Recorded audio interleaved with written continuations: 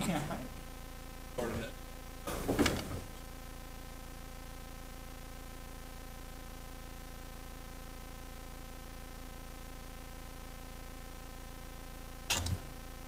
ready? Linda, you ready?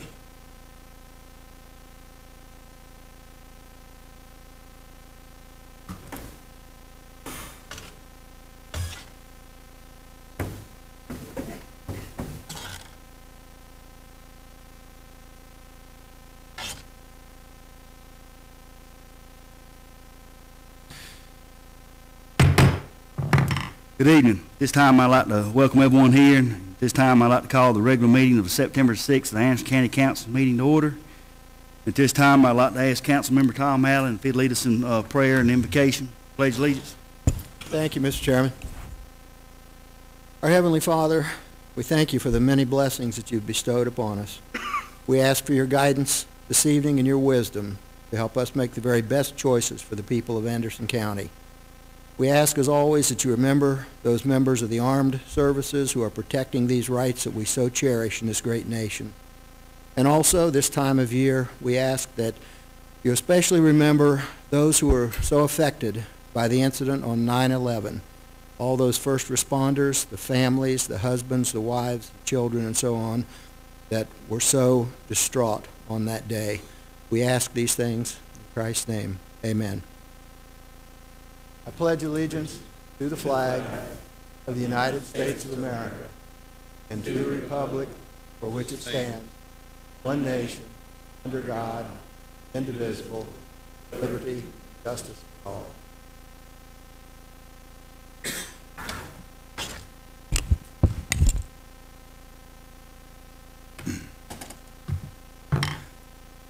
We're on item number 3, approval of minutes. 3A of the July 27th, 2011 meeting. Do we have any corrections or changes to be made?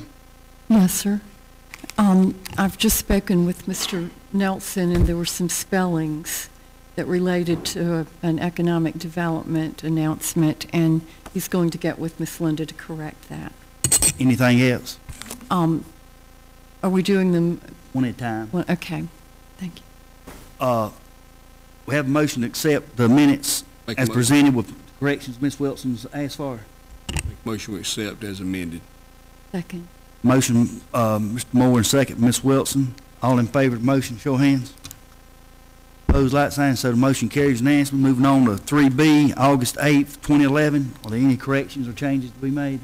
Yes, sir. Wilson? Just one that I noted, and that was the spelling of one of the citizens' names, and I'll get with Ms. Linda on that. Anything else? That's all on August 8th. Do we have any changes or corrections? I mean, we have a motion with the... Make a motion we accept as amended. Second. Motion made by Mr. Moore and second, Mr. Allen. All in favor of the motion, show of hands. Opposed, like sign, so the motion carries unanimously. Moving on to item 3C, the August 16th, 2011 meeting. Any changes or corrections? Yes, sir. There are a couple of typos that are very small, but we'll make reading. One was on page 7, one was on page 8, and one was on page 16, and I'll get with Ms. Linda on those. Have a motion. Motion we accept as amended. Second. Motion, Mr. Moore, to accept as amended, and second, Mr. Allen. All in favor of the motion, show of hands. Opposed, like sign, so the motion carries unanimously. Thank y'all. Moving on to item number 4, citizens' comments. Please state your name and district. Address the chair. Comments that's on the agenda items on the first thing. When Mr. Pitts calls your names, please. Mr. Pitts. Mr. Chairman, first up tonight is Jack Fahey, if I'm pronouncing that correctly. Okay. My name is Jack Fahey. I live in District 1, and I live in the McPhail Farms development, which is off of Concord Road. And I am inside of the quarter-mile east-west connector corridor overlay district, as I call it. And I support the Crowder proposal. I would like to thank the council in advance for protecting the existing R20 zoning along Sam McGee Concord roads, but not everybody agrees with me. I searched the internet and found an ad for 37.5 acres that front Sam McGee Road and the new east-west connector for sale at $4,800,000. $71,250, or they'll subdivide it for $129,000 per acre. That's by Caldwell Banker. Like I said, not everybody agrees with me. But several council members have been quoted in the past about real concern that we'd wind up with an asphalt jungle, or that they'd like the connector to be similar in appearance to a parkway, and I agree with that.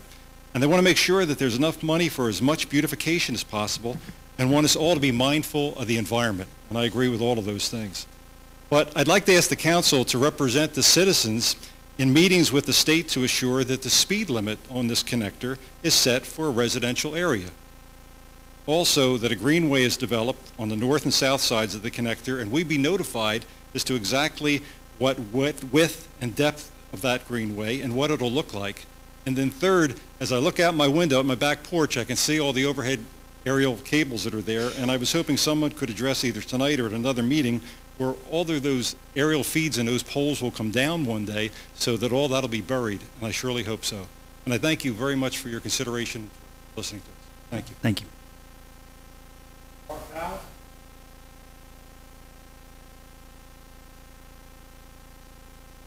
Mark Powell, District 7. Just for clarity, I wish that the chairman or someone would address the situation where, I don't like things loud, where you're starting to limit the amount of time that people have to speak during the unlimited time during public hearing. I understand from what I've heard that it's within the chairman's capability to limit it if wish. I think the rules may allow it. It's never been done before. I do wish that that would be considered. I do understand that one of you guys could call him on the carpet on it and prevent that from being limited to 3 minutes during the unlimited public hearing time. You have so few people who come here to speak, and I think this is only going to deter even more from coming, and I do wish you would be a little more understanding, and I wish one of you would speak up if he calls a 3-minute time limit on the unlimited time again tonight. Thank you.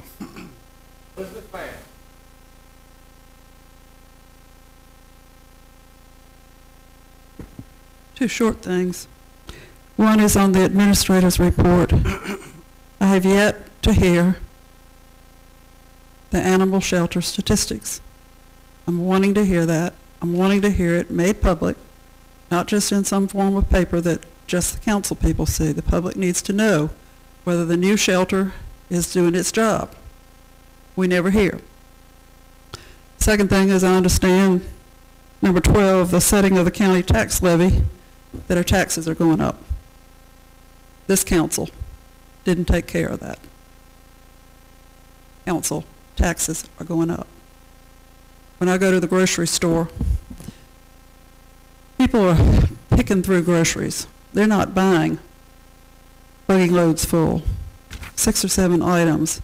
And most of the time, if you look in the buggies, you're seeing the things that are on sale, like soda drinks, 24 for whatever price.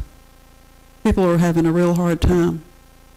You increase the tax levy, that increases the taxes on the very people who can't afford to spend any more tax money. What you do then is you take that money out of circulation. So the people who might could spend on other things and create jobs no longer can do that. We do not need any more tax increases.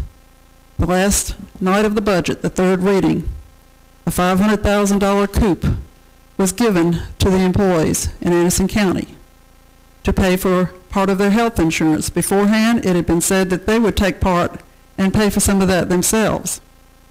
I don't know what kind of deal went on right before the last, but there were 3 members of council that didn't even get to know what was in that packet until it got voted on that night. One voted against, one voted abstained, one went along with it.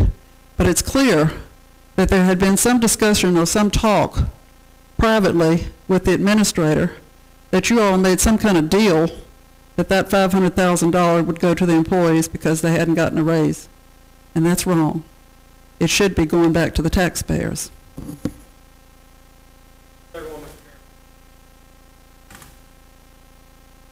Thank you, Mr. Pitts. Just in case if anybody's out there, I generally don't do this, but this is so outrageous, I'm going to have to say what, and for anybody at home watching, this comment about the taxes is not true, and it will be addressed here in just a little bit. And, I don't mind, that's what troubled me, that's what's all about it, getting up here and talking, and things is fine, but I wish people would know the facts before they get up here and just holler out about a tax increase. We all know about that, because that is not the case, not whatsoever, not one iota of it. Moving on to item number 5, presentation of resolutions. 5A R 2011-030, resolution to honor James Robert Radio Kennedy. Mr. Crowder. Thank you, Chairman Dunn. We're delighted tonight to have 2 true celebrities. We can say that they're celebrities because they've been on radio, they've been on television, and they've been on the movie screen. And I think it's an inspirational topic. Quite frankly, men are not supposed to cry, but the first time I saw the movie, I actually cried. I make no apologies for that. I thought it was extremely sentimental, and it shows the character of the Anderson community. I was extremely proud of that, and I think the 2 individuals that we will be recognizing tonight express the highest caliber of the character of Anderson County and what we all strive to be. And so I'm honored to have the pleasure and privilege to make 2 resolutions, and if you will allow me, may I do both of them? Yes, sir. So that we can have simultaneous presentations up here. And so I thank Radio and Coach Jones for being here tonight. I thank you so very much. I know that Radio has been honored previously, but this is a milestone event in his life, and that very shortly he will reach age 65. A man who lives close to me the other day said you don't reach a milestone until you get 80 and 90, but quite frankly, I'm not looking forward to that. But Radio, and Coach Jones, we thank you for the contribution that you've made to the schools, the character of the students that have come through there, and especially the football team and the coaches and everybody concerned. And if I would have had some clout, I would have tried to have Cuba to be here tonight, who played the role of Radio, to take part in this ceremony, but that shows I'm way down low on the totem pole, so I was not able to get him to come tonight. But that would have been a good thing. I'll cut out and get on with it because I know we have a lot to do, but this is important. A resolution honoring Mr. James Robert Radio Kennedy. Now you get that? See, we all call him Radio, but he's really got 3 names just like all the rest of us. James Robert Radio Kennedy, on the occasion of his 65th birthday and all matters related hereto.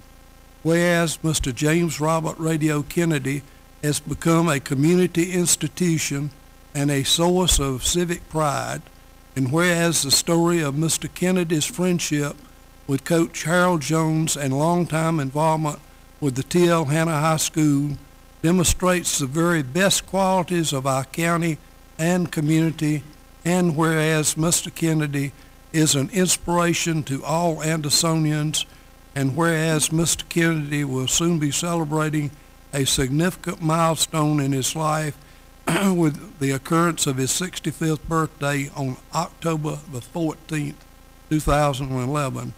And whereas it is the desire of Anderson County Council to offer all due congratulations and celebrations on the occasion of this significant milestone in Mr. Kennedy's life, now therefore it is hereby resolved by the Anderson County Council on behalf of the residents of Anderson County, the Anderson County Council hereby proclaims October the 9th through October the 15th, 2011 as James Robert Radio Kennedy Week in honor of Mr. Kennedy's 65th birthday, and offers its best wishes and sincere gratitude to Mr. Kennedy for his many years of service to our community. And I will then like to go on with the second one, because in my mind they go hand in hand. We really appreciate Coach Jones taking Radio under his wing and guiding him to become such an inspirational figure, and that just bears out the true quality of Coach Jones. Whereas a resolution honoring Coach Harold Jones and other matters related thereto. Whereas the story of James Radio Kennedy and Coach Harold Jones is known throughout the nation, and whereas Coach Jones's friendship with Mr. Kennedy serves to demonstrate the very best qualities of our county and community, and whereas the example set by Coach Jones and his friendship with Mr. Kennedy is one that persons of all backgrounds can learn from, and whereas Mr. Kennedy will soon be celebrating a significant milestone in his life with the occurrence of his 65th birthday on August the 14th, 2011, and whereas it is the desire of the Anderson County Council to honor Mr. Kennedy as well as a man who made such positive contributions to Mr. Kennedy's life, whereas Coach Harold Jones has touched countless lives in his role as coach, educator, mentor, and friend. And I can vouch for that personally, since Mr. Jones goes to the same church I do, and I see the kind of influence that he has on lives. Now therefore, it is hereby resolved by Anderson County Council, on behalf of the residents of Anderson County, the Anderson County Council hereby proclaims October the 9th through October the 15th as Coach Harold Jones Week on the occasion of Mr. Kennedy's 65th birthday, and in recognition of Coach Jones's continuing contributions to our community. If Coach Jones and Mr. Kennedy would come forward, we would like to make presentations. Oh, I'm Make sorry. that in a motion. I have to make a motion first. You got that in a motion, and Mr. Moore seconds it. Or any discussion? All in favor of Mr. Crowder's motion, show of hands. Both of them. So motion carries unanimously. Crowder? I'm sorry, in my enthusiasm, I got caught up. In other words, I lost track.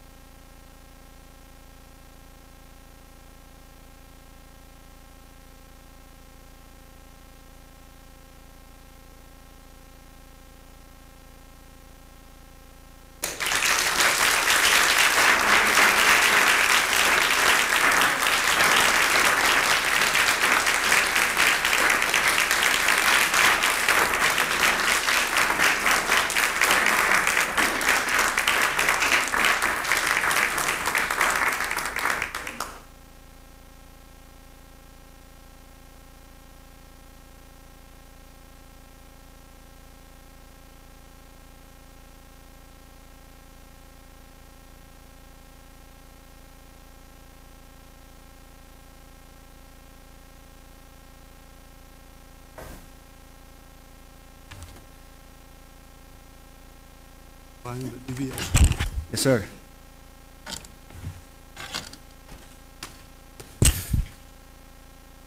We're on the 5C, Resolution R 2011-033, a resolution joining the National Moment of Remembrance for the 10th anniversary of September 11th. Ms. Wilson.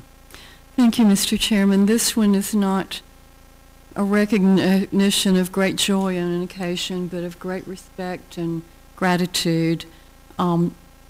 Anderson County joining the National Moment of Remembrance of the 10th anniversary of September 11th, whereas the governing body of Anderson County expresses their support of the United States Senate regarding coming together as a nation and ceasing all work or other activity for a moment of remembrance beginning at 1 p.m.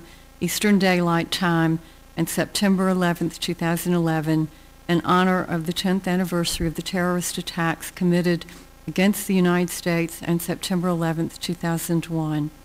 And whereas the council recognizes the risk taken and sacrifices made each day by the firefighters, law enforcement officers, emergency medical personnel, first responders, and others who serve to protect us in our community, county, state, and nation.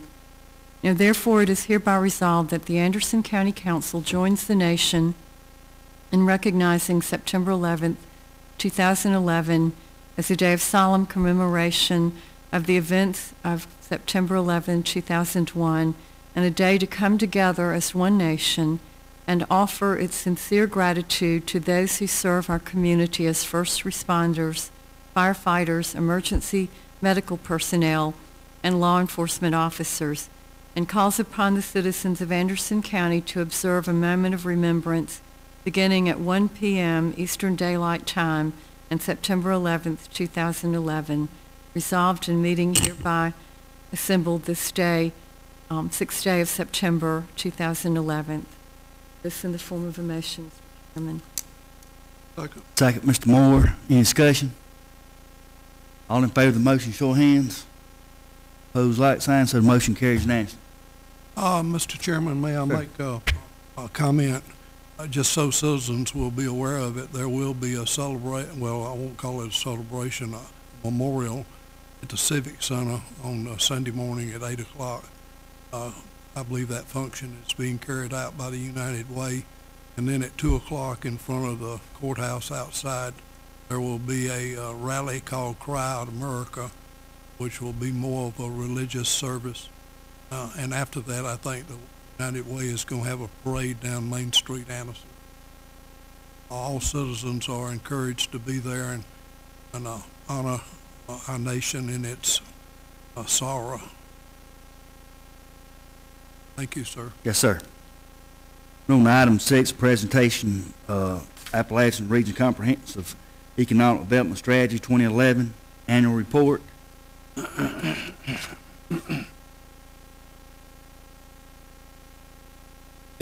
Thank you, Mr. Chairman, and I appreciate the opportunity to speak to you all tonight and give you the annual progress report for the Comprehensive Economic Development Strategy, or CEDS, as we like to call it, so it's not such a mouthful. We come to you each year with this progress report since 2007 when we developed the original one. And the CEDS document itself is a requirement of the Federal Economic Development Administration. They are a group that is charged with supporting local economic development efforts and job growth, job creation in small districts throughout the country through providing grants. Their focus is primarily on infrastructure projects that support direct job growth or workforce development that help to grow the workforce within a region and attract jobs. They are a gap funder typically, and you guys are actually an exception. I'll tell you about that in a second. They're typically an agency that'll come in on a project that's maybe $10 million and you have 9 of it, and they'll put $1 million towards it to help kind of fill the end gap there. And typically don't fund more than about $1.5 million. As some of you probably already know, though, the First Quality project and the waterline project that you're building, EDA has agreed to put $2 million into that project. So it's going a little above and beyond what they normally do, and it's right now kind of our poster child for how EDA can work within a community to help bring jobs and support economic development. Local development districts throughout the country are designated to develop these CEDS documents, and the ACOG is that for this region. We go through, though, and don't try and recreate the wheel. We don't try and create another agency, another planning process. There's a lot of good work being done by a lot of good people and agencies, from local governments to economic development agencies, your special purpose districts, universities, things like that. What we really do is go out and contact each of those folks and find out what are the strategic projects that you have in your documents. What have you identified as the key things? And put those together. The key part of any CEDS document and this process that we go through is in order for a project to be funded, it has to be included in the CEDS document. An example of that is in 2007 when we developed this originally. The First Quality project wasn't even an idea at the time, so a waterline project wasn't included. Once it was announced a year and a half, 2 years ago, it became evident that that was going to be a funding need, and so we did, and as part of our process here coming to you, amended that plan to include that in there so that they could apply for it, because before they will consider it, it needs to be included. In doing this, we've contacted over 260 people throughout the region, over 50 or 60 people in the county itself. And originally, there's 77 projects in there right now. There were 61 originally. We've added about 17 over the last 3 or 4 years. The majority of them are water and sewer, about 75% of all the projects. There's been a lot of work done over the couple of years. That's been done just by local agencies here in the county that support that. But, you know, EDA isn't able to support them all, but you guys have been lucky enough. It's the first one in a few years we've actually gotten money for a project. So, as I said, y'all are kind of the poster child for how EDA can work to support local economic development efforts. Tonight is our opportunity to come to you not only for your endorsement of that before we send this on to EDA, but also to give you guys a chance to give us any feedback or comments. Next year will be a full plan update, and we'll start that later on this fall. It'll be due in September 2012. So this is kind of the tail end of this planning cycle, but it's a chance for you guys to give us feedback. We talk to a lot of agencies, staff at the county level, economic development agencies, the towns, special purpose districts, water and sewer providers, things like that, but only get a chance one time to really connect with you guys. So if there's any comments or questions, I think y'all already had a copy of the update itself. I'll be happy to answer any of them. Otherwise, happy to ask for your support. Anyone have any comments or questions? Bentley? Mr. Chairman, Ms. Wilson? in order to obtain grant funding, generally, we have to be on the list. And this is a list of necessary infrastructure, so this is usually the first step in actually accomplishing the construction. So I'll support. Thank you. Thank you. Anyone else? We need to vote on this, don't we, Mr. Burns? We have So moved. a motion, Ms. Wilson. We have a second. Second, Mr. Moore. Any discussion? All in favor of the motion, show of hands. Opposed, like sign, so motion carries unanimously. Thank you very much. Thank you very much. Appreciate what y'all do.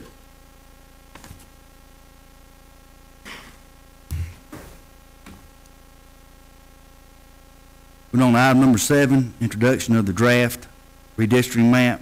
Steve Newton.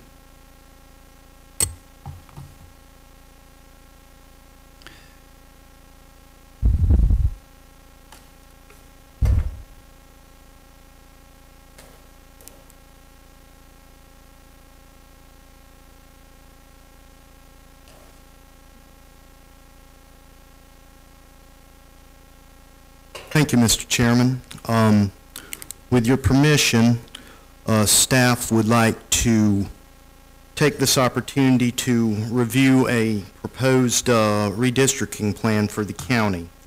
This will give us a chance to formally introduce this to the county council and to the public.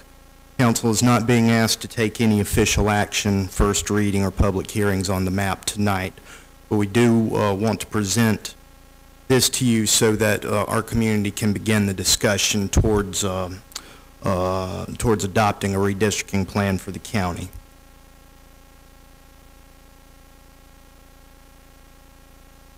Staff has examined the map and proposes 10 general areas where some changes can be made so that this will lead us to a map that will be compliant with federal law and also with the standards that council adopted recently at one of their meetings.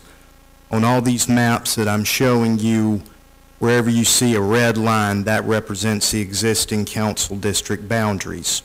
And what I'm trying to do here is use call-out text to point to the general locations as to where changes are suggested by staff. This is change area 1, and this involves districts 1 and 5. In this proposal, we're looking at an area between the 28 bypass and Bleckley Street, a portion of Martin Luther King Boulevard. This area involves Westside High School, Camellia Drive, Standridge Road, and over at the detention center. Just that general area. In this proposal, 1,790 persons in this area would be moved from District 1 to District 5. Change area 2 is just south of the area that I described and involves changing of areas between District 1 and District number 2. In this arrangement here, District 2 is represented with the green color. What we're suggesting here is that a block containing about 80 persons, which in the general area of Ryder Lane and Brogan Avenue, be moved from District 1 to District 2. Also in that vicinity, an area in the vicinity of Bleckley Street, including portions of Inman Drive, Queen Drive, and Boyce Street, involving 434 persons, would be moved from District 1 to District 2. Change area 3 is in the vicinity of Anderson University and the fairgrounds. You can see on your screen there's about 3 different block combinations that are involved. And again, this would involve swaps between District 1 and District 2. Proposed here is that one block over in the area of Summit Avenue, Calhoun Street, North Street, and Bradley Avenue, consisting of 76 persons, be changed from District 1 to District 2.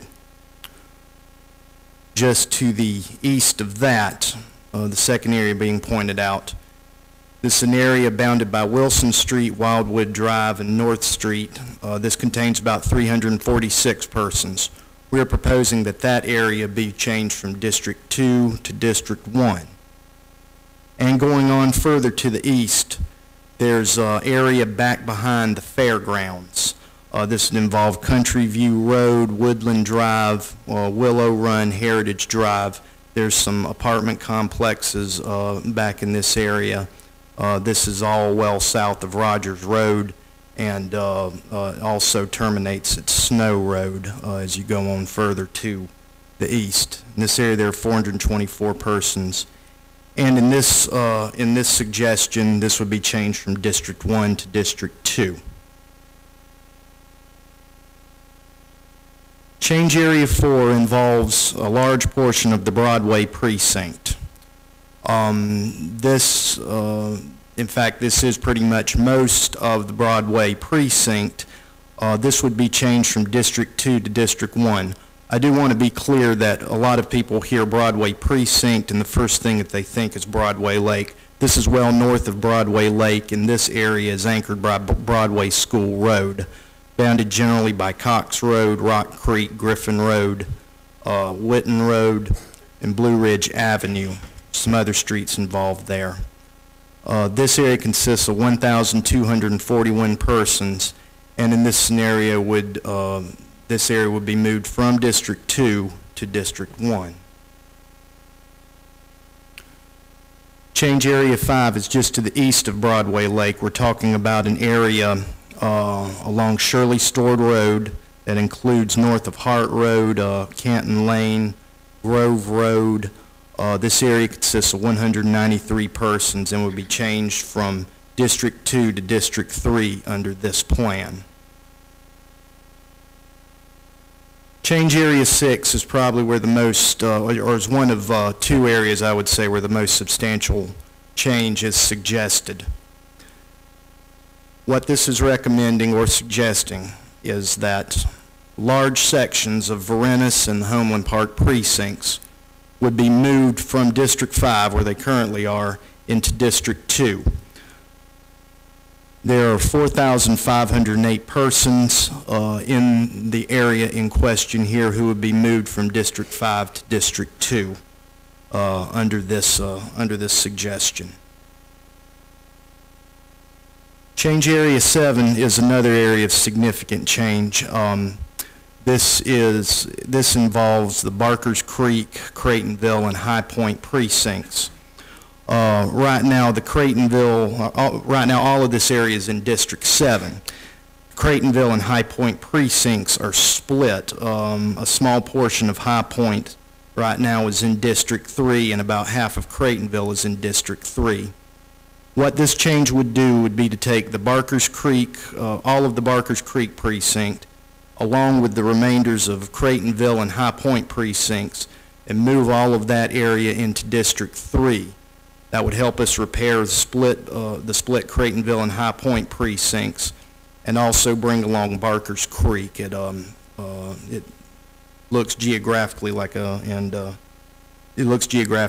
good compatible area to recommend be moved from District 7 to District 3. Change Area 8 also involves quite a number of persons, and this is due to the fact that Council District 6 has over 31,000 persons in it currently, which is well above the limit, the upper end limit for a council district under federal law and state guidelines. So District 6 had to lose quite a few people. What staff is suggesting here is that portions of the White Plains precinct be reallocated to Districts 4 and to District 7 from District 6. The first one there is a portion of the White Plains precinct which is north of I-85. This involves 1,721 persons, and that would be moved from District 6 to District 4. The second area right there in the middle, with District 7 represented in purple and pointed out there, this area is another portion of the White Plains precinct. It's bounded by I-85, Highway 29, and Highway 8. There are 2,112 persons in this series of blocks. Excuse me. And they would be moved from District 6 to District 7. The final change involving District 6 involves the West Pelzer precinct. West Pelzer is another precinct that had been split in past configurations of council districts. Under this suggested plan, 978 persons would be changed from District 6 to District 7, and in doing so would solve or would correct a split of the West Pelzer precinct.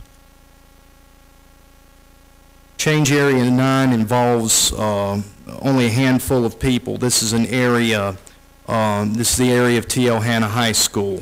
This is bounded by Highway 81, Crestview Road, Midway Road, Oak Hill Drive. There are 137 persons living in this area, and this area is currently in Council District 4.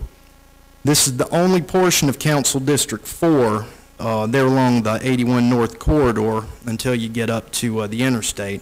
This is the only portion of District 4 that actually reaches across Highway 81. And staff is suggesting that this area with 137 persons in it be reallocated from District 1, or from District 4 to District 1.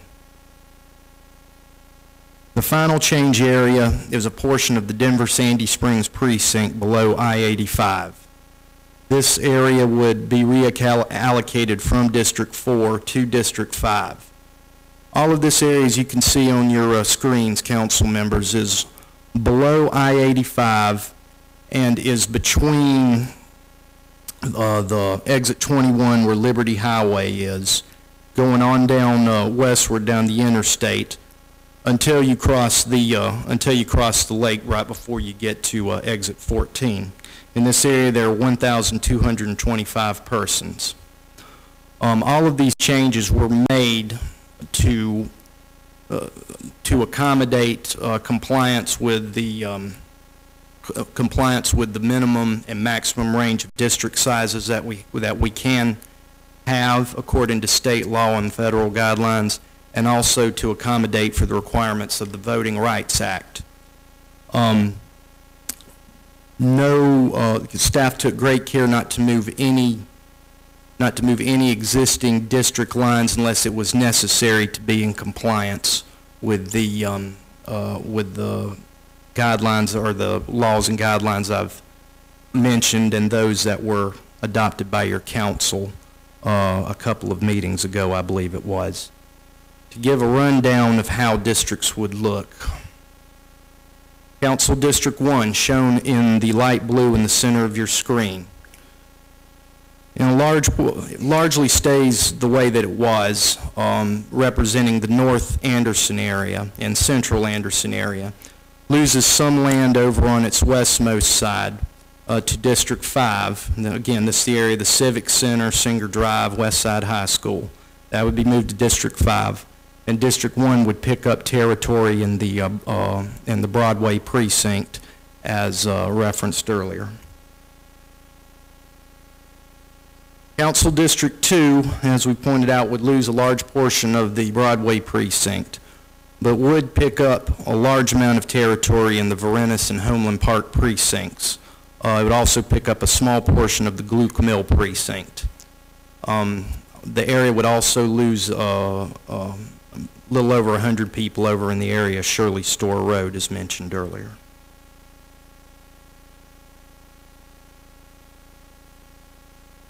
Council District 3 would remain our largest council district geographically, and it would have the most persons in it, according to this suggestion by staff. District 3 is largely unchanged, as you can see, stretching from Lake Hartwell over to the Homeland Park area. That boundary of District 3 and District 5 is completely undisturbed in this plan. District 3 does go on to pick up the aforementioned area of Shirley Store Road and also pick up the remainder of the Creightonville precinct that it doesn't have, along with High Point and Barker's Creek.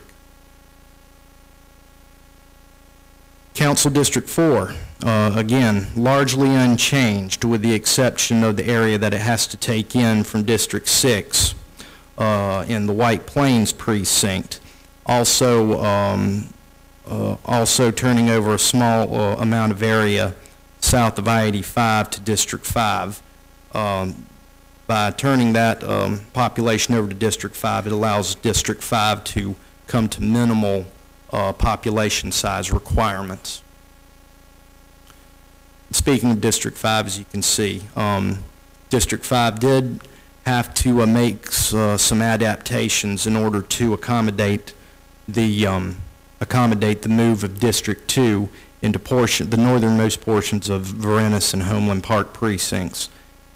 District 5 would still maintain its core community of Centerville, also the Lakeside precinct, and the other areas between Lake Hartwell and the 28 bypass.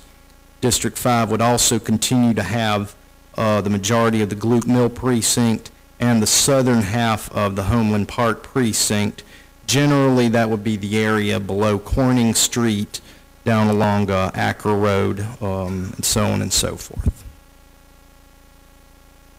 District 6, as we alluded to earlier, had to cast off quite a large number of people in order to keep from being over the maximum district size.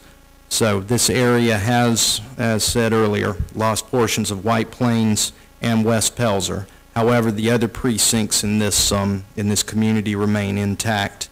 The core communities of 3 and 20 and Powdersville, Concrete, and so forth remain unaffected. District 7 had to make some adjustment here as well. Because District 7 had to absorb such large population numbers from District 6, it was necessary to suggest that the 3 precincts mentioned earlier, Creightonville, High Point, and Barker's Creek, be reallocated from District 7 to District 3. And then once that was done, then District 7 was able to take in almost or over 3,000 people from District 6 in the White Plains and West Pelzer communities.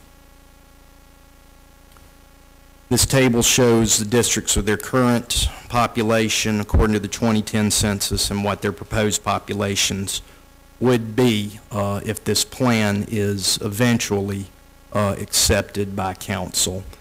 As stated, the most populated district would be District 3 with 27,899 persons. The smallest district would be District 5 with 25,434 persons. District 5 did lose a lot of population in this, and that was mostly due to the reallocation of the area in Varennes and Homeland Park. Staff offers this to the council and to the community. We've been calling this a starting point, and it is. Council may wish to change this a small amount, not at all, or a great deal as the process moves forward. Staff would like or would ask that council offer an indication that simply as a starting point, that this proposal, this redistricting plan, would be acceptable as a draft and again as a starting point, so that we may begin to show these configurations to the citizens of the county and offer them an opportunity to wrap their heads around these changes and to offer comment on this both formally and informally to staff and to their elected officials. If council could give staff permission to do so this evening, we're prepared to move forward with formal publication of these of this draft on the internet. Also, printed maps being placed in selected branches of the Anderson County Library System, of course, on display here. And we've also set up mechanisms to where formal written commentary can be offered by the citizenry. And we will be publishing these addresses, both standard mail and email addresses, along with phone numbers for questions as part of our public information campaign. We can go ahead and solicit comment, get feedback, and be consolidating that and presenting that to council as this map or some variation of it moves forward through 3 readings prior to being sent to the Justice Department and other bodies for formal ratification. That concludes my presentation. I'd be happy to answer any questions that I can this evening, or try to address any concerns that council members may have. Mr. Allen? Yeah, I had a couple of questions, just for clarification, Steve. Yes, sir. Maybe you could state the 2 or 3 primary parameters that you have to meet when you're drawing these. It's not just a matter of having the populations correct. If you could give us the 2 or 3 key parameters, and then the steps that this has to go through for final approval up through the Justice Department, just for the record. I'll be happy to, Colonel. The 2 most important standards that we must meet. We are bound by state law to have a population variance between our highest and our lowest precinct of no more than 10%. They don't, in fact, it's strongly recommended that you don't get to 9.8, 9.9% if that can be avoided. This map suggests a population variance of right around 9%, with 3 of our precincts, or 3 of our districts being right square in the middle with the perfect district size, so that we have an average variance of under 3%. That 10% variance is, that is state law, and that's based on federal guidelines that are issued involving 1 man, 1 vote, and equal distribution of voting among the population.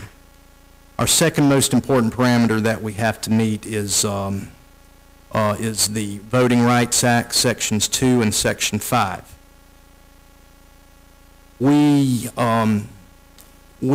have a benchmark minority percentage for District 2 of 53.1%.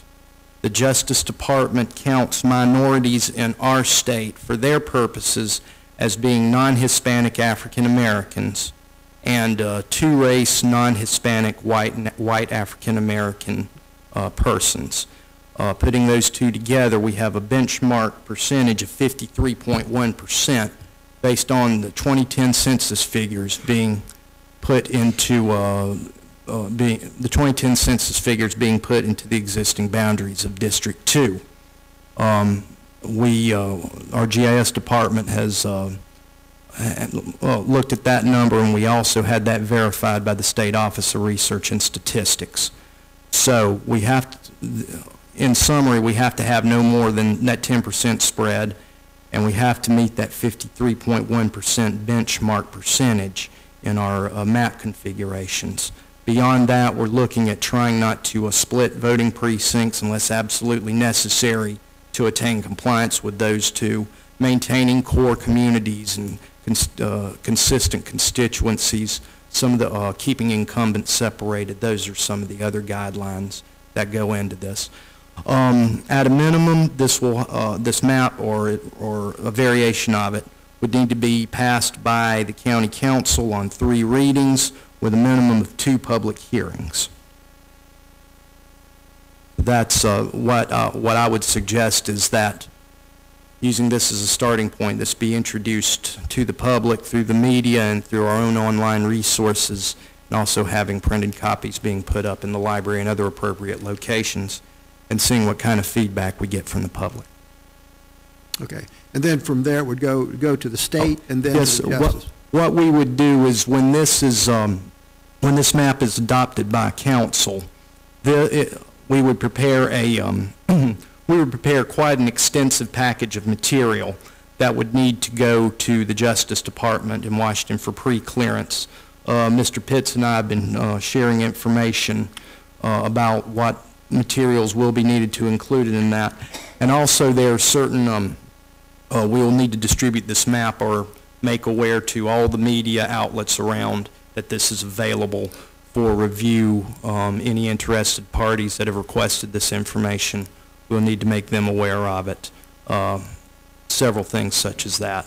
And we would also solicit a letter from the Office of Research and Statistics that verifies that our numbers are accurate. All right. Thank you. I just wanted you to state that so that everybody understands this is not just a matter of taking a map and drawing 4 or 5 horizontal or vertical lines on it and saying, here's the district. It's rather difficult to do. It's like putting a jigsaw puzzle together. And I've heard some people say, oh, you know, gerrymandering goes on. I don't think you could gerrymander this thing if you wanted to, because there's too many parameters that you have to meet in order to get it done. It's a very difficult task, and I thank you, Steve, for that information. Thank you, sir. Anyone else? Questions? Comments? What's council's pleasure? Move forward with the public, let the public see us. What's your pleasure? So moved. If we need a motion, so moved. Motion by Mr. Allen to move forward with it. Second by Mr. Moore. Any discussion? All in favor of the motion, show of hands. Opposed, like sign, so the motion carries unanimously. Thank you, Mr. Newton. Thank you, council members. Oh, if I may, I have a printed copy of this map. I'll put one down in the lobby for people to review at their convenience as they're leaving the meeting. Thank you.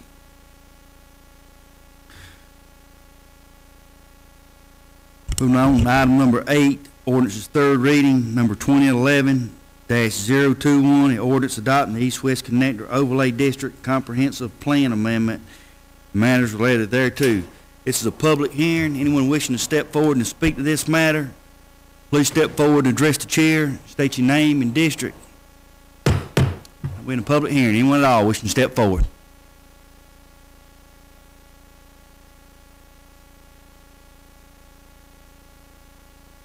My name is Renee Brissy, and I'm from District 1. And in discussing the overlay district itself, because I know this is in three different situations, the overlay district is set out so that it protects the area that is on the east-west connector, and protects it from what?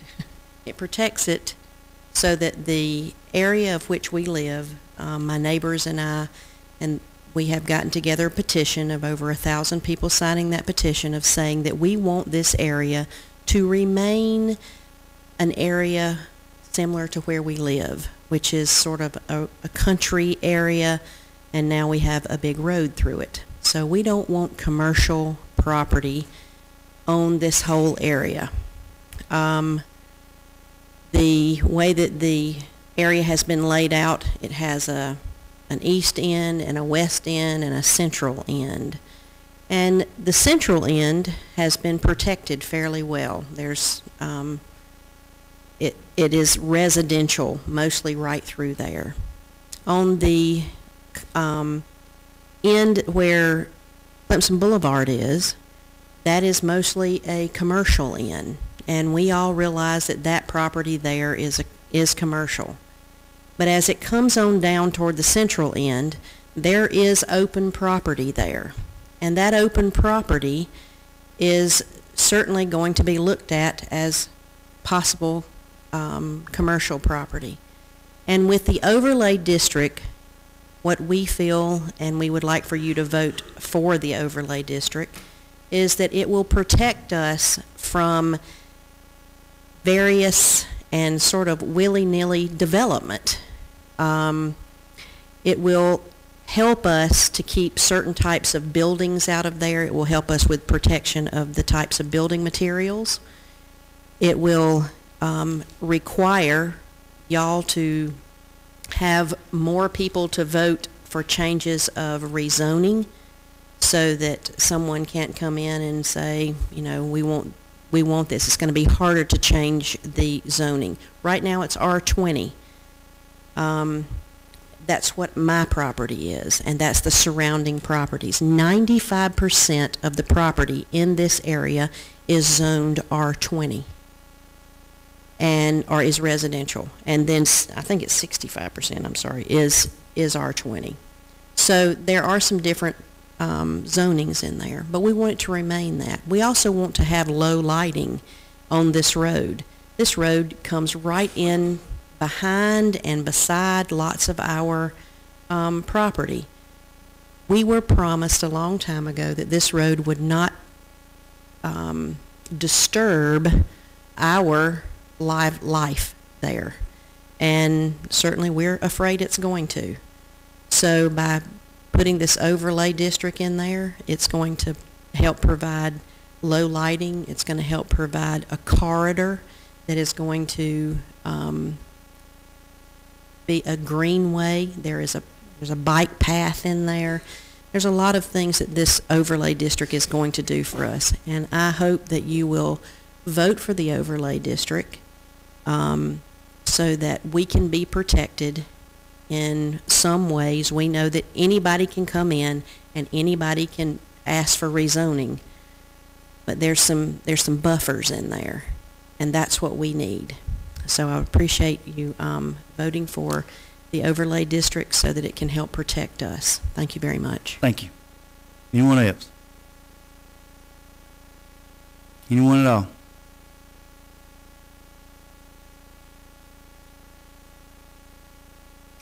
I hope you will vote for the overlay. I had a brainstorm. The property that is out at Sam McGee Road, that's been in their family for 80 years, wouldn't it be a wonderful thing if they donated that to the Upstate Forever? They would get lots of tax advantages to that. I'm sure that the physician doesn't need the money, and his mother looks like she's probably getting up in some age and probably is not going to need it either. But talk about giving something to the community. Wouldn't that be a wonderful thing? Give it to Upstate Forever, get the tax write-offs, then it could later on be a park, and when the county comes back in economic prosperity, which we hope it will eventually, it could be a real catcher. And out there with the bike path, it would fit perfectly. Now, I've heard some response about putting the VA hospital out there. You know, there are lots of other properties. The other day I came in on 85 on 81, and I passed a lot of property out there on the way in that would fit for that VA hospital.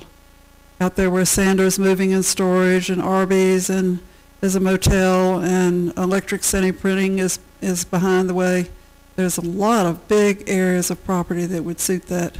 Don't you think a VA hospital would thrive on being able to get easily access, which would be I-85?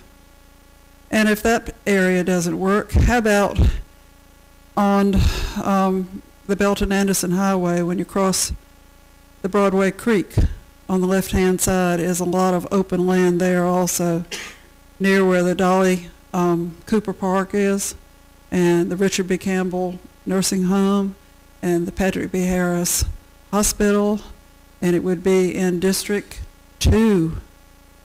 Bring a lot of jobs. We might even get a decent restaurant out that way and a nice grocery store, because there's nothing really between Broadway Lake Creek to Belton. So those are some suggestions that maybe the owner ought to think of. You know, he could really create a legacy by giving it away and helping to maintain the residential quality of that area. Anyone else? Anyone at all?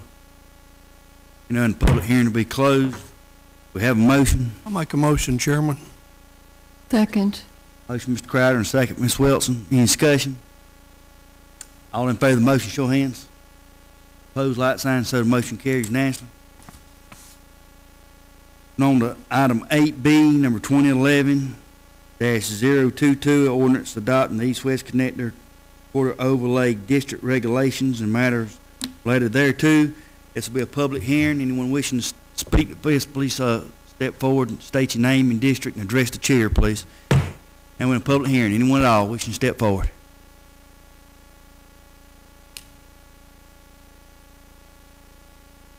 Mark Powell, District 7. You're doing the right thing by limiting what goes on that corridor. There again, if the people who own the big chunk of dirt over on Highway 81 wanted some big money-grabbing return on investment on their property that their father and their father's father and everybody owned before them, they could have developed, got their friends or rich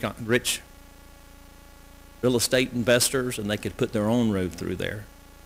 I remind everyone in this room, we would not have that road right now had it not been for a person in South Carolina to choose for all of our stimulus money, which is our taxes, given to South Carolina and the upstate to go to that road.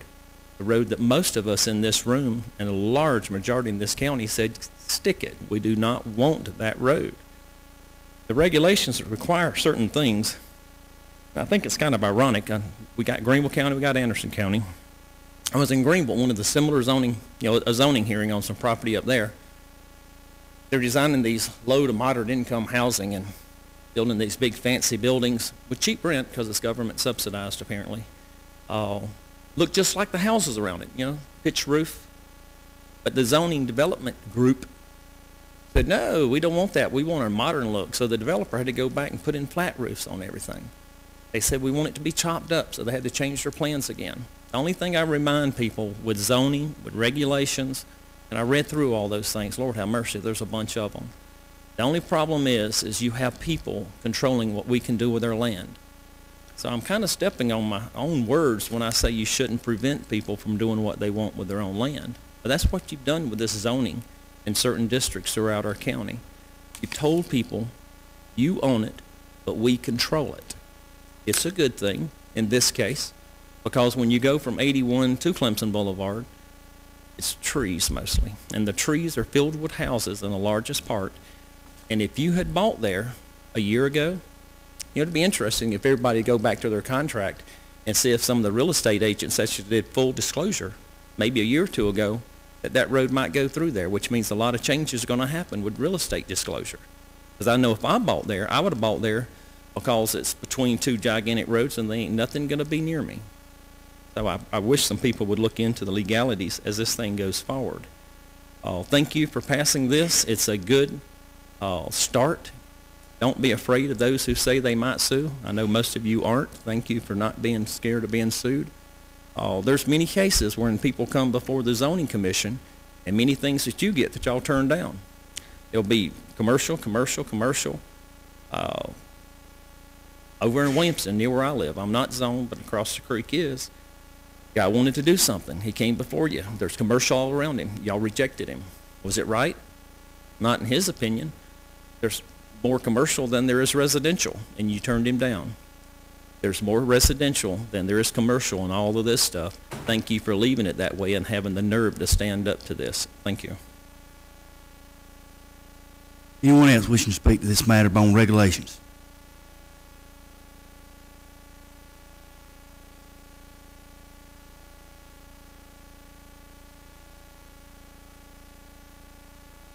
Rebecca Tinsley, District 2.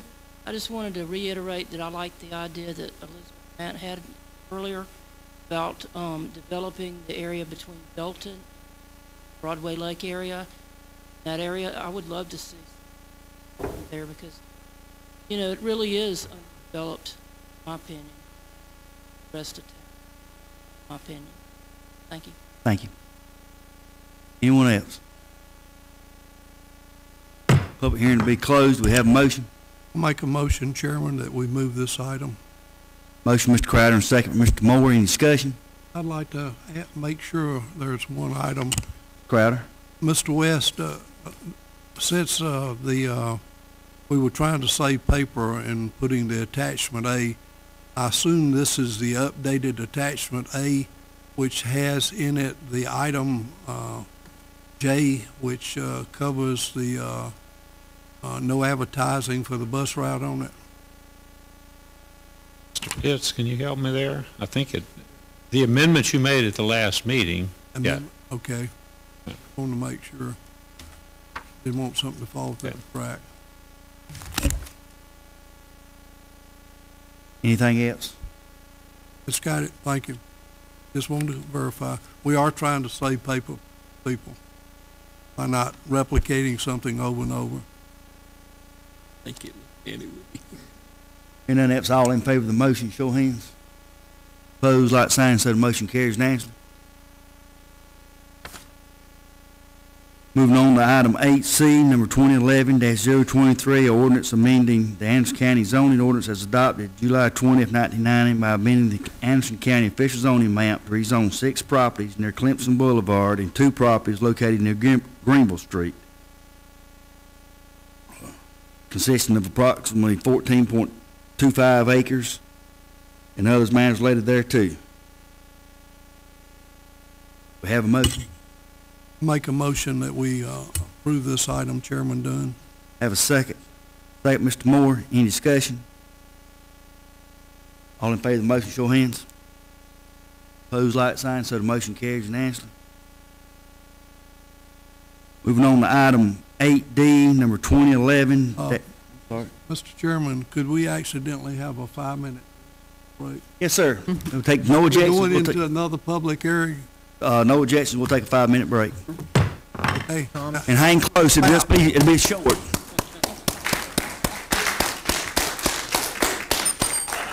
Thank y'all. Yeah. Mike, a question for you.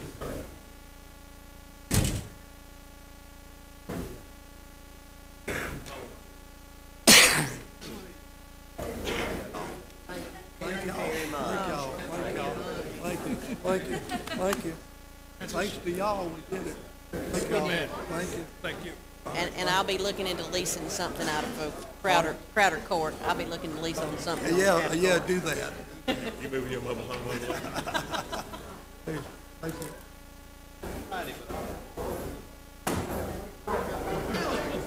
Yeah, Friday announced it a while ago, but I won't do it again. Right? Oh, okay. Right. Nothing more to happen. Oh. How much money are you sitting in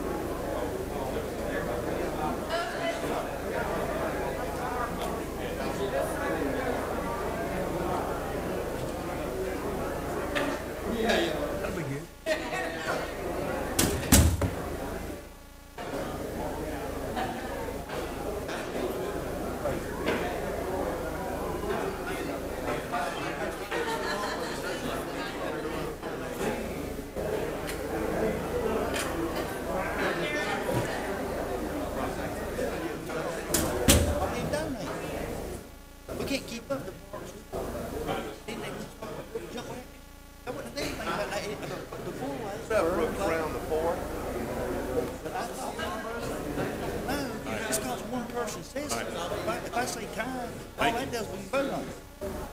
I need to see. Don't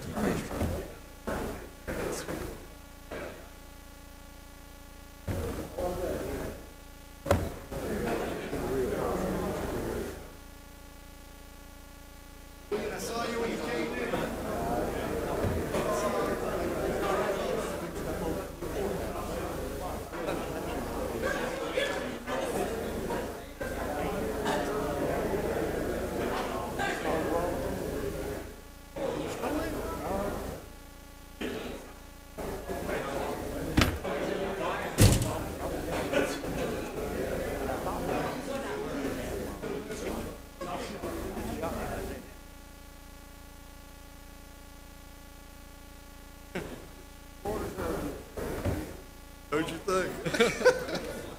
Nothing personal. Hey, Tommy, how you doing? Good to see you, buddy. Good to Doing see all you. right? Doing a fine job. Going good? Please don't tell me. I'm going to have to plead guilty to leave a little early. I don't know yet.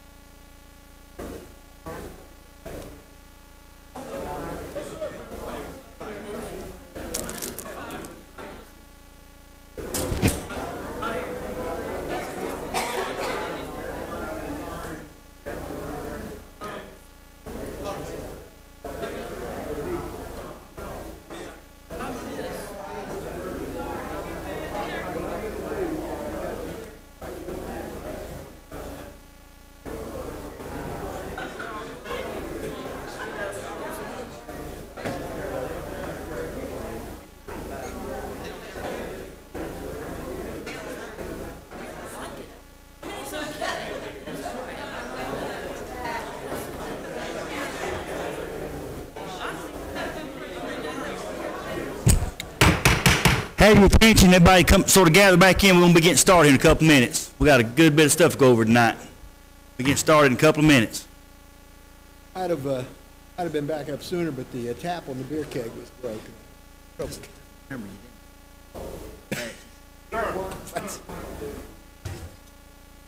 Hey, let Eddie sign it. I got it, Tom. Tom, Matt, Vice Chairman, that's that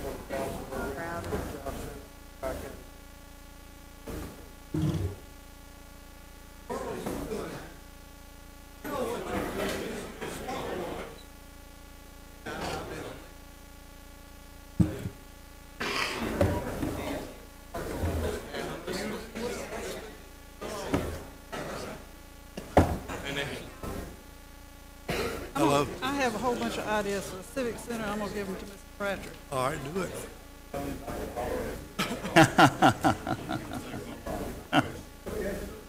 I appreciate it. See y'all.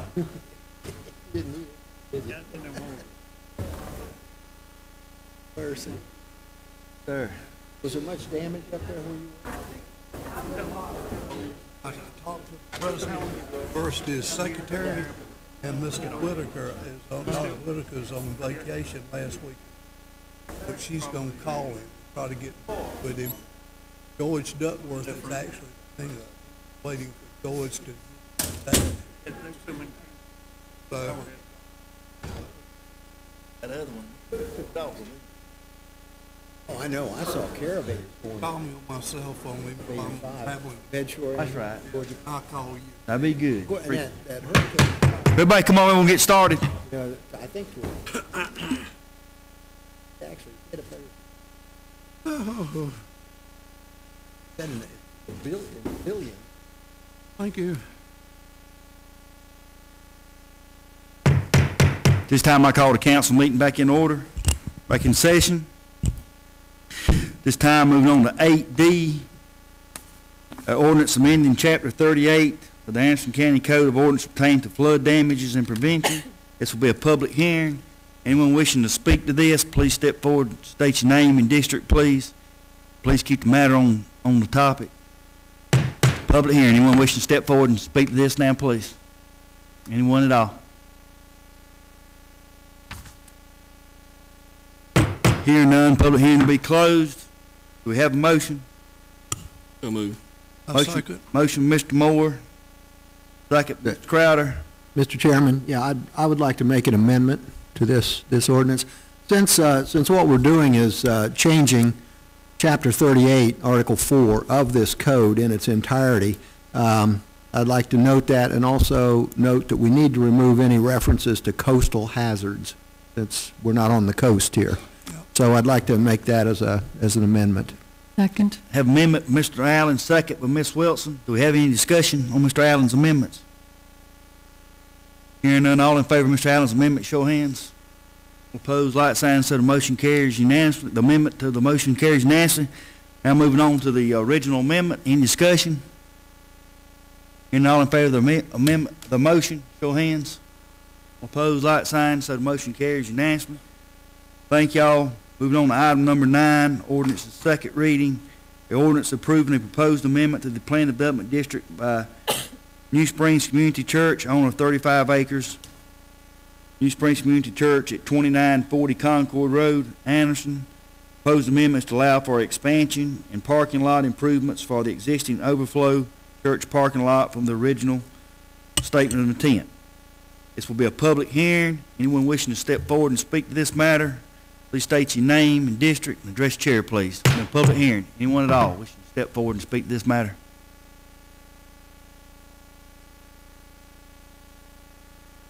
Hearing none, public hearing to be closed. Do we have a motion? So move. Motion, Mr. Moore, second by Ms. Wilson. Any discussion? Hearing none, all in favor of the motion, show of hands. All opposed, like sign, so the motion carries unanimously.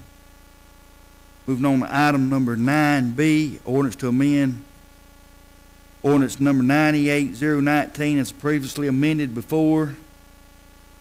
This is relating to the industrial business park of Anderson and Greenville counties as to enlarge the park. Before we go into a public hearing, I want Mr. Burns or Mr. Pitts would speak this matter a little bit, where people know what's going on, then we'll go into a public hearing. Yes, sir, Mr. Chairman. This is just the one of those routine things we do with the multi-county park we share with Greenville County. They're adding a new economic development facility over there in the park, and they need our permission to do so. Thank you. Anyone wishing to speak to this, please step forward and state your name and district and address the chair, please. A public hearing, anyone at all wishing to step forward and speak to this matter? Hearing none, public hearing to be closed. Do we have a motion? So move. Motion, Mr. Moore, and second, Ms. Wilson. Any discussion? Hearing none, and all in favor of the motion, show of hands. All opposed, like sign, so the motion carries unanimously. Thank you, Mr. Pitts. Mr. Chairman, this is, Mr. Burns, wait, I would just like for record, I'm sorry, I meant to mention this earlier. Ms. Floyd called earlier through Ms. Adamant and couldn't make the council meeting tonight, so let the record show. I think she might be out at something come up. I think she's out of town, but she did call and asked to be excused, couldn't be here. But I just want that let the record show that. Mr. Burns. Mr. Chairman, this is a joint effort between Anderson, Pickens, Oconee to create this organization to receive these monies. This will give all three counties more direct control, working in concert with Tri-County Tech, which is their wish, and it will open up the opportunities for us to secure grants and also to reduce the administrative cost.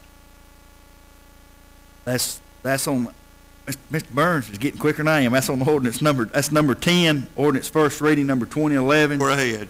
-028.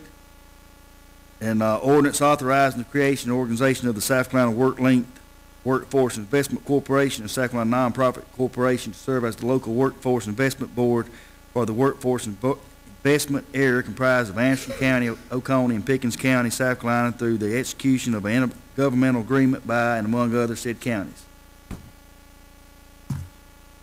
You heard what Mr. Burns had to say. We have a motion. So moved. Motion by Mr. Moore, second by Ms. Wilson. Any further discussion? Just like to add, one quick thing. This started back, that's how long it's been took us to get this process, but this started back when Mr. Moore was chairman. Just now getting to this, trying to get this thing straightened up, and it'll be save the taxpayers' money. What it's necessary going to do is get the money where it needs to be for the people to train the workers. Any more discussion? And all in favor of the motion, show of hands. Opposed, like sign, so the motion carries unanimously. Thank y'all. Moving on, item number 11. Resolution R 2011-034, a resolution expressing the Anderson County's approval of a moratorium of understanding, memorandum of understanding with the City of Anderson, Anderson University, and the Rocky River Conservancy Incorporated regarding the Rocky River Swamp and matters related thereto. Mr. Nelson.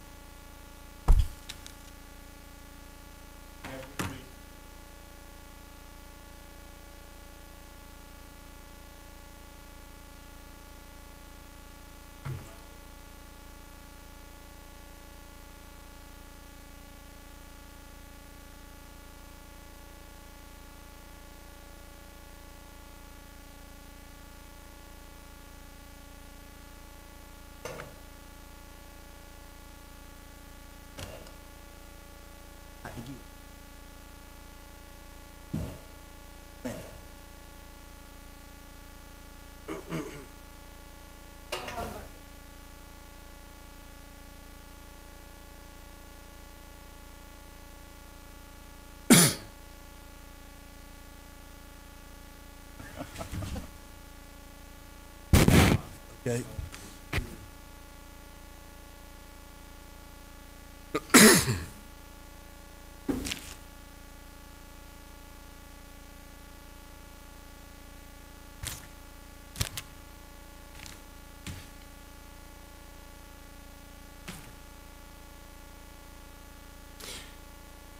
Let me thank you for including this item on your agenda for this evening.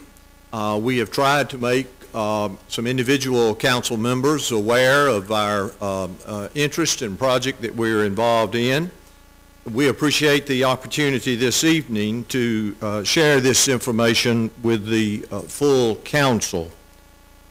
First, for some background, shortly after Anderson University received a gift of approximately 125 acres along the Rocky River from John Pratt in 2008, that's just the property just below the old fairgrounds, now our athletic campus. The university began to develop a vision for this unique property. At approximately the same time, we started having conversations with some local citizens about their vision for the broader Rocky River area, its swamp and surrounding area, some 400 acres. The vision for this broader property was the same vision we had for our piece of property. We saw the opportunity to work together to create something very special for our community. The vision. The vision was to turn the swampland and related areas around the Rocky River into a greenway and to maintain this open and natural space for the benefit of our community. There are multiple benefits with this developing plan. They include the conservation of the land, the enhancement of water quality, and providing for wildlife habitat. There are diverse recreational opportunities with this property, which include walking and hiking trails, biking trails, equine trails, canoeing and kayaking opportunities. And there are educational opportunities with a discovery center for students of all ages. All of these benefits, and I've just mentioned a few this evening, translate into an enhanced quality of life for many of the citizens in our community, and economic development becomes an important and significant byproduct of these activities. This can be a very special place for the citizens of our community, and it can be a destination place for those outside our community. The property itself, the Rocky River Nature Park, is an incredible natural resource. The heart of this property sits literally about 1.5 miles from where we are this evening, and that makes it truly unique. The Rocky River is a navigable waterway that goes all the way down to Lake Secession. Many of the counties and cities' greenway projects that you're already involved with intersect with this property, offering increased opportunities for outdoor activities. Of the 400 and something acres, approximately 45% of this property is wetland. 30% is deciduous forest, 15% is closed canopy forest, and 10% is wet shrub thicket. But for me, the most important thing about this beautiful piece of property is that it is accessible. You can actually get out into the swamp without putting on your waders or your mud boots. Now, you might have to use some insect spray, but you can leave your boots off. And there are a number of natural trail lines that already exist on the property. The Conservancy, the Rocky River Conservancy, is a recently created 501c3 organization that seeks to build collaborative efforts with the university, interested citizens, and community partners, as well as, we hope, Anderson County and the City of Anderson, to provide for green space through the cleanup and preservation of the Rocky River, its swamp, and surrounding area. Through efforts to preserve and enhance this community asset, our collaborative efforts together will seek to provide active and passive recreational activities, a wildlife habitat, and environmental education. The Conservancy also seeks opportunities to connect the Rocky River with other planned community, recreational, environmental resources to provide Anderson with a network of parks. In summary, let me say that great communities have great parks.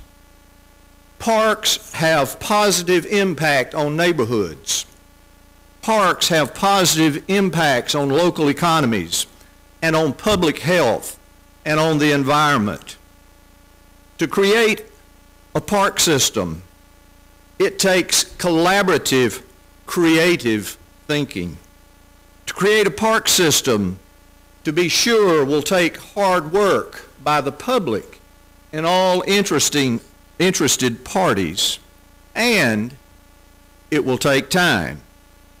But at this beginning process, we would ask the county to join with the efforts of the Conservancy Board, as the university has done, to help envision and create this special place in our community. As I close, I might mention that we have several other members of the Conservancy Board here with me.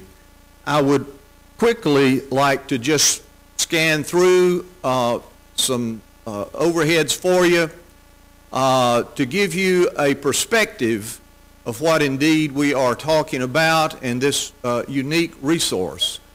For those of you that had the opportunity to walk on some of this property, the closer you get to it, the more you understand the beauty of this area and the asset it can bring to our community. What we're talking about, I don't know if some of you, most of you have probably been to orchestra performances.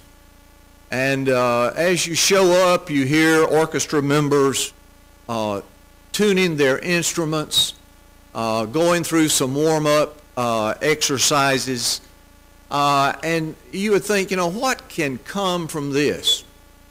But as they begin their concert, and all begin to play from the same sheet of music, then you have a beautiful performance. And that's what we're asking as a conservancy. As we look at the Rocky River and the wonderful asset this is for our community, that we all, those who have property on the upper end of the river, those like the county in the middle sections, those toward the end, that we work together, not only to play the same sheet of music, but help to write the score as well as we look toward this, what could be a great asset for our community. On some of the screens that you're looking toward the end, you will begin to see, you know, what a beautiful walk that is. So there's trails already available on this particular piece of property. You'll begin to see some slides of some other communities that have developed assets of this nature as well, and it just gives a picture and a vision of what this park could be for our community. This time I would see if there are any questions from council. For me, I'd be happy to try to answer them, or perhaps, if I couldn't, perhaps a member of our Conservancy Board. Anybody have anything? I'd like, how much time we got? I'd like to ask, can we extend this by 10 minutes? Can we motion, extend by 10 minutes and second? Second, yeah. Motion, Mr. Crowder, extend, second by Ms. Wilson. All in favor of the motion, show hands. This time, I don't want to put them on the spot, but me and Mr. Allen was able to go out there. They had this trip lined up several times for the council to go out there, and it rained first time. Wish we'd had more trips planned for you. Fixing to say the same thing. We got to go out there, and it was very interesting and entertaining. But I'd like to ask Mr. Jones if he'd step forward. He gave us a story about the duck from Canada. I think that was very interesting about the tagging duck and about the stamp and all what you're part of. I just found that very interesting to see from Anderson to Canada about the duck. Yes, thank you, Mr. Chairman. My original involvement with this was through the Resource Conservation and Development Council, which is headquartered in Greenville, which I was chairing at the time. I'm now vice chairman. I stepped back.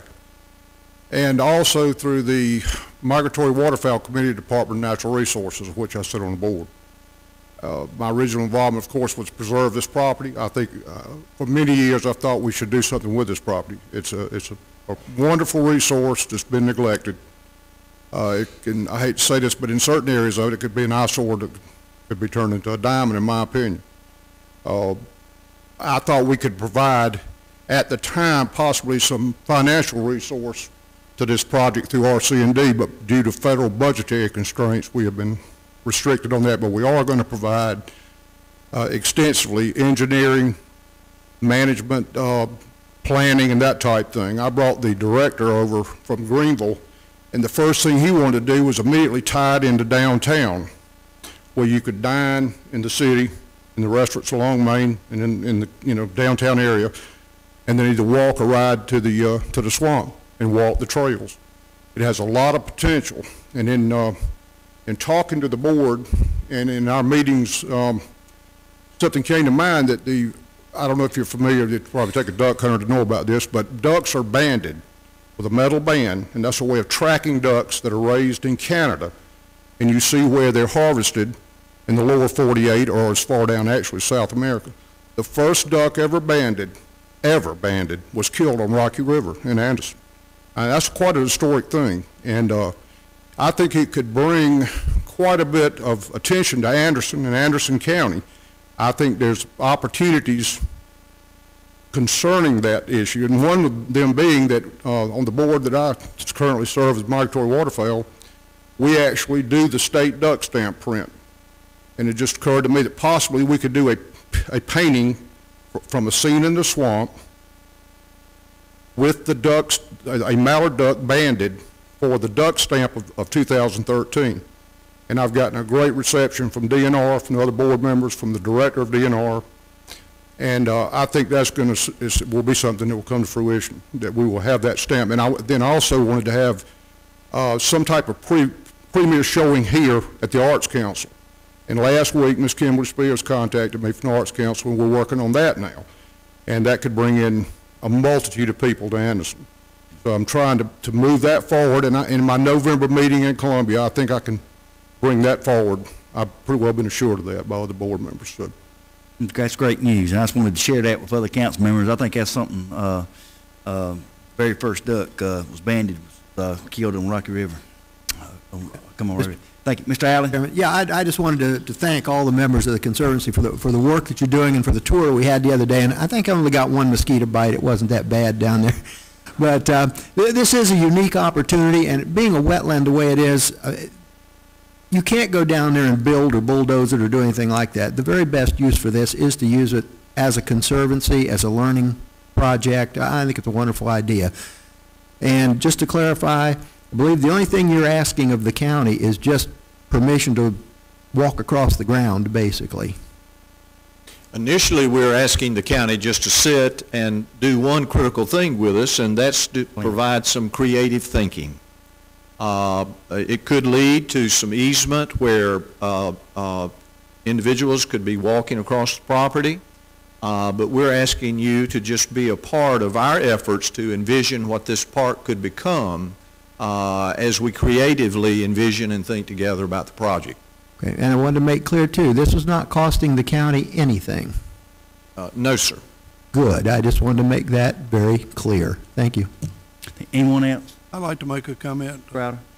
In defense, I wanted to come and walk across your property, but my wife had surgery, had it, so it was more important for me to damn it was to walk across your property, even though I've looked at it on numerous occasions.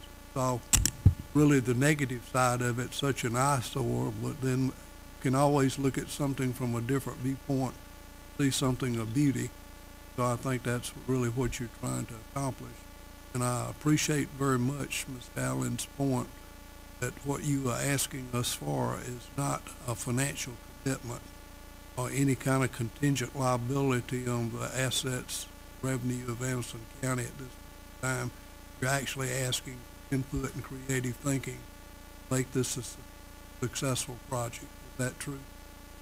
That is true, and that's the reason why efforts were made to pursue a 501c not-for-profit designation. There are all kinds of opportunities for grant writing, for resources both from private and public organizations, and also from individuals that are interested in these kinds and types of projects. Mr. Chairman, may I? Thank you, Ms. Wilson. It's such a wonderful thing to see that swamps are valued more now than they were a few years ago. There's no more peaceful place in the world than to be down in a swamp, whether you're duck hunting or just enjoying the scenery. Swamps have incredible value. They are water recharging resources.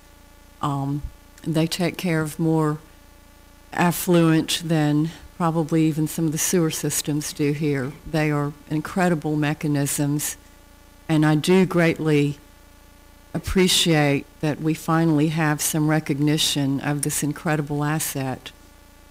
I do want to point out that I do have some concerns in the paperwork, and I'll take them up as soon as we pass a motion right now.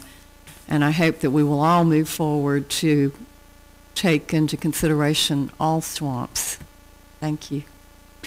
Thank y'all. Appreciate it. Anyone else? We have a motion?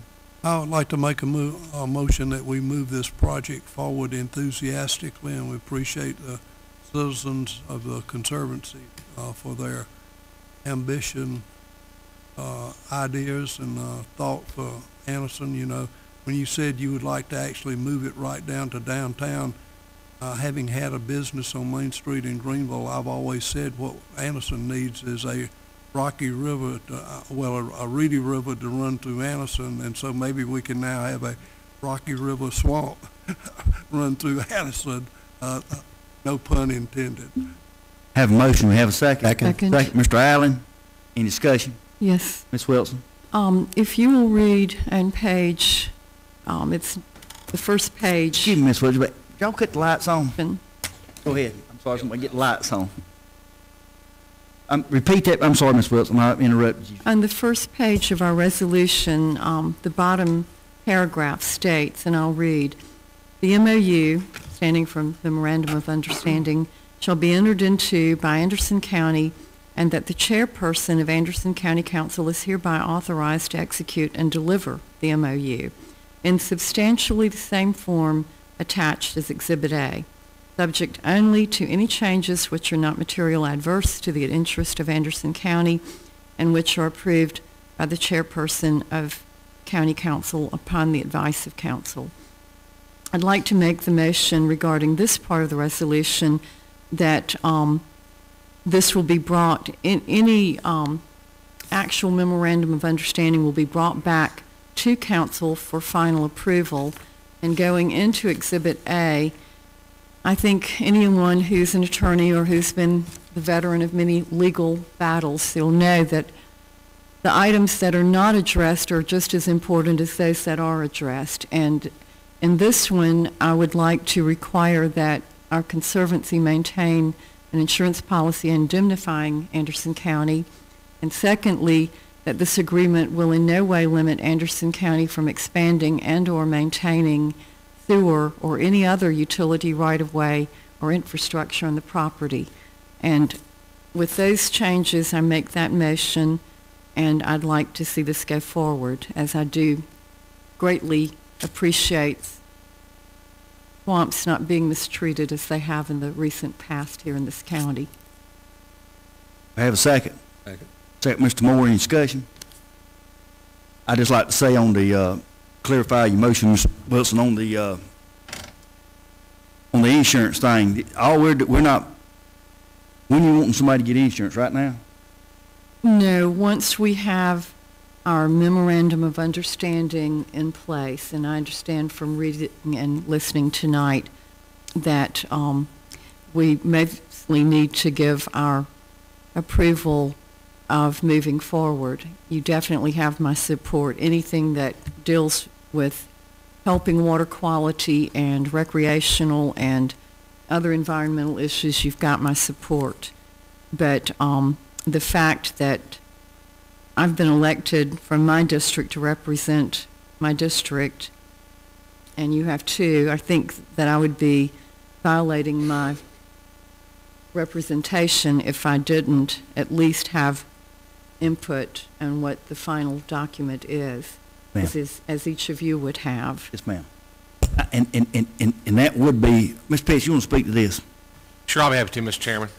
That language that's in the resolution, that's standard language that I try to include whenever y'all approve any sort of an agreement. That just gives the flexibility to make very, very minor, non-substantive changes, fix a typo, things like that. Certainly does not give the authority to go beyond the scope of the agreement that's before you. Again, that's just a routine provision that's put in place so that very, very minor changes can be made without having to bring it back before y'all. I, of course, reviewed this agreement as well. It's very benign in that it is an agreement to sit down and collaborate and agree on a path forward in the future. If this were an agreement, anything other than that, I can assure you that it would be chock full of indemnity, insurance, and anything else I can think of. But given the nature of this document and the spirit of it, I didn't think it was necessary at the time. Thank you. Okay. Mr. Pitts and I've had this conversation on other contracts too, but I always believe it's very important to hope for the best and prepare for the worst. Well,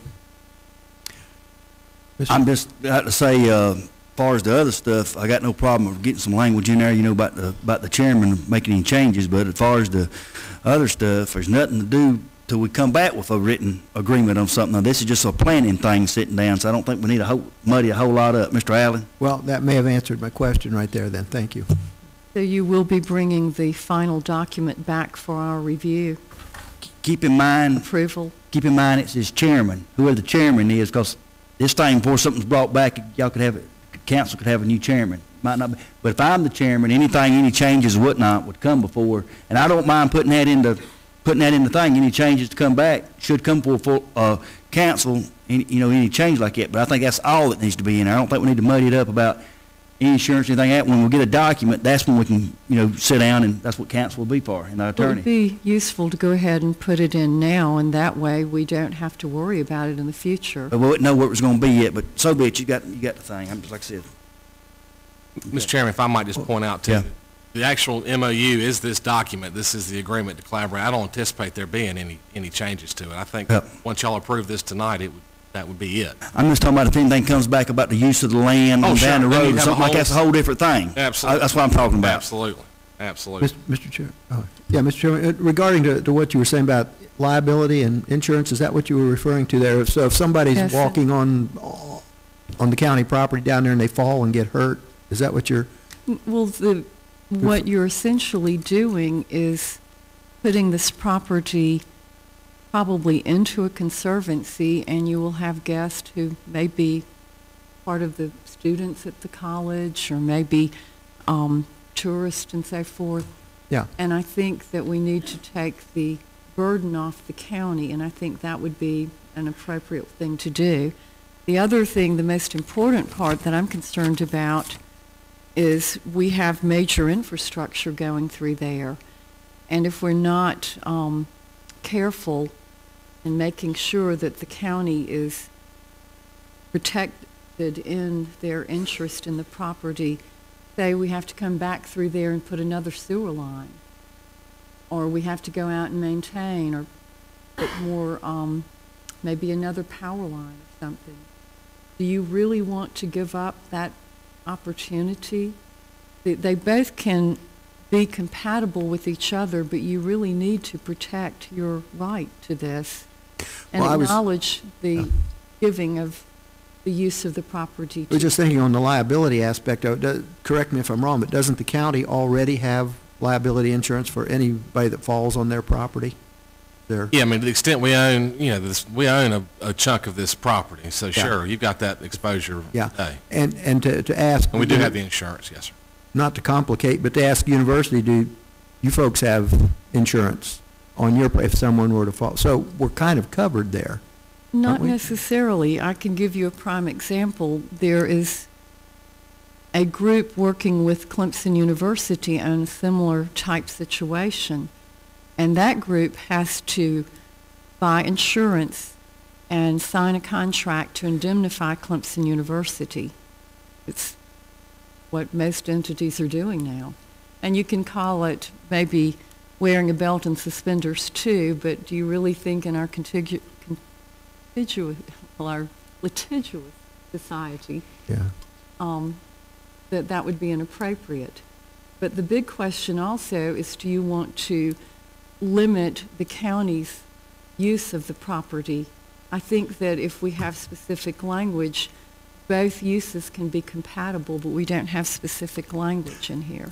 I think, go I'm ahead. just going to say, I agree with everything Ms. Wilson's saying when it comes to that point. But all we're doing is asking to sit down and help plan something. Once we get a plan, we'll come back, and then we'll have time for our attorneys, their attorneys, to sit down and work all this out. I just don't think, I agree with Ms. Wilson saying, I just don't think now's the proper time and venue to do it. I got no problem myself of saying, if there's any changes to this right here, memorandum of understanding, me as chairman will come back before council and ask for it. Anything else, I think just putting the cart before the horse myself. But anybody else? Vote on Miss Wilson's amendment. All in favor of? All opposed? So Ms. Wilson's motion fails with Mr. Moore and Ms. Wilson in favor of, Mr. Waters, Mr. Allen, Mr. Dunn, and Mr. Crowder in opposition. I'll make a motion amendment, and I will put in there, if there's any major change, any changes besides typos to this letter of memorandum of understanding, it will be brought back for council to vote on. I'll put that in form of motion. I so move. Second. Any discussion? And all in favor of the motion, show hand, amendment to the motion, show hands. Opposed, like sign. Going back to the original motion, any more discussion? All in favor of the original motion, show hands. All opposed? I'm abstaining. All abstaining. Show the motion carries. Mr. Waters, Mr. Allen, Mr. Dunn, Mr. Moore, Mr. Crowder in favor, Ms. Wilson abstains. Thank y'all very much. Appreciate it. Look forward to working with y'all. Mr. Chairman, I did have some discussion. You went a little fast there. The only thing I'm concerned about, I agree with everything that we're talking about doing, but we have parks right now. One example is we're on the verge of losing a boat landing, the only boat landing in Anderson County on Lake Russell, because we have not kept the park up. And I went down with, I think Mr. Burns, he knows about this too, but I want to see us, I'd like to see all of y'all to go down and look at this park. It's really a jewel in the southern end of the county, and it's the only one we have on Lake Russell. And it has a pavilion, it has picnic tables, it has restrooms, it has a boat dock, it also has facilities for parking. It's really a nice facility, and we're on the verge of losing it. And before we put any money into any other parks, I would like to see us maintain the parks that we have. And this is one that there needs to be some money that needs to be spent on. I talked with Mr. Burns about it, and I would like for him to pursue and talk with Mr. Dunn and some of the other council members and take them down there and let them see it. I would be happy to ride down with you, but we're on the verge of losing this park, and it is a drawing card. There's a lot of people even from Georgia that comes across the line and uses this park and the boat landing. So with that, Mr. Chairman, thank you. Thank you, Mr. Moore. I got no problem with that, but like I said, we ain't spending not one penny what we vote on here tonight. All we're trying to do is it's just a planning thing at the thing, and ain't gonna cost us a dime to do it, and I think it's gonna be great for Anderson County. Moving right along. Item number 12, setting of the county tax levy. Ms. Davis.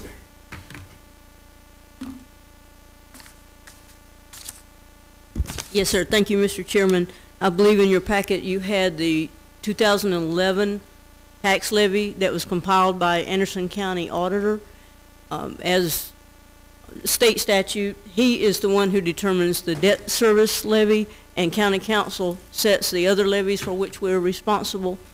And I'm just standing before you tonight saying there is no tax increase. I have prepared a summary worksheet that was at each one of your station.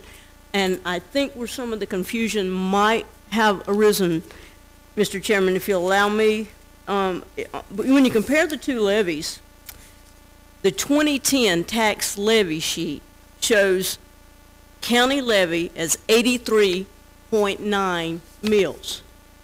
If you go to the 2011 tax levy sheet, county levy 84.9 mills. And everybody intuitively says, ooh, that's a 1 mil tax increase. It is not, because you have to look at Tri-County Tech. County Council sets that millage as well. And if you compare the 2 years, there is a 1 mil decrease in Tri-County Tech. So if you sum the 2 years together, if you look at the county levy column, and if you look at Tri-County Technical College column, add the two together, they both sum to 87.6 mills. And that is what council set the budget on. That is what is part of your budget ordinance. And the auditor just asks every year that council review the levy sheet, and it is in accordance with the budget. And I stand before you tonight saying it is. It matches what county council adopted. You don't have any questions or comments for Ms. Davis? I have some comments. Excuse me. While we're still at the total, we've had some items to go down and others to go up. Tri-County's debt service went down. The sheriff's levy apparently went down a hair, and our general fund went up. But I do want to caution our citizens across the county, when they get their tax bill, they usually look at us and claim that we're the reasons their taxes increased. It's not the county, it is the schools. That's where we're going to have, I think at least 3 districts have rather substantial increases. But we'll get those calls, and they'll blame us, and they'll fuss and cuss about us. I just hope that those who do express a concern will start attending the school board and the district trustees meetings. When they voted on those referendums, what did they have, like a 9% turnout? Really sad. Less than that in District 5, I think. Anybody? Sure. Mr. Moore? Yes, I would like to go a little further with what Ms. Wilson said. I know my district down in District 3 is, I was talking with Jackie Hunter today, and it's going to have probably the largest tax increase for a school district in the whole county. And I want people down there to understand that. The Anderson County Council has nothing to do with that. So please, thank you. Thank you, Mr. Moore. And Mr. Allen? Yeah, I'm just going to re-echo what Ms. Wilson and Mr. Moore said. Having been on the County Board of Education, I don't know who I'm preaching to tonight, if you ever go to those meetings, but that's where 70% of your tax dollars go. Please try to attend some of your district school board meetings and vote when those levies come up. Thank you. Thank you. Anyone else? Thank you, Ms. Davis. Appreciate it.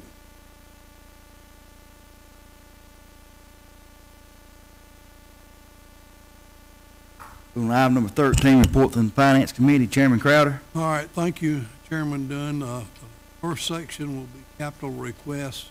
Under sub-item I, the Sheriff's Department. Sheriff, would you like to come forward and tell us what you want to spend money for? And Finance Committee recommends it, by the way. Yeah, as I told y'all, this is basically 2 vehicles. One of them is to tow the boat. You read the articles where we're putting the boat on the water and making it a permanent fixture out there. So we need a vehicle to do that. And the other vehicle is a forensics vehicle. We added another person to the forensics division. And so that Tahoe is for him. I think that was 2 items, right? Any questions? Holy cow. I have none. Y'all have anything? Finance Committee recommends. Coming Finance Committee doesn't need a second. Any discussion? All in favor of the motion, show of hands. Opposed, like sign. Now we have a section for roads and bridges. Mr. Holt Hopkins.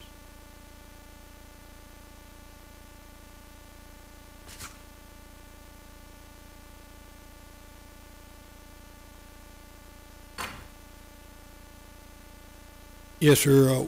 What we're asking council's permission is to go slightly over budget in the line item for the mower, tractor, and attachments. But we believe that when we get done buying all the equipment that was approved, that we'll have money left over. So that $5,000 overage will be erased. It's in your package. You have a list of equipment that's already.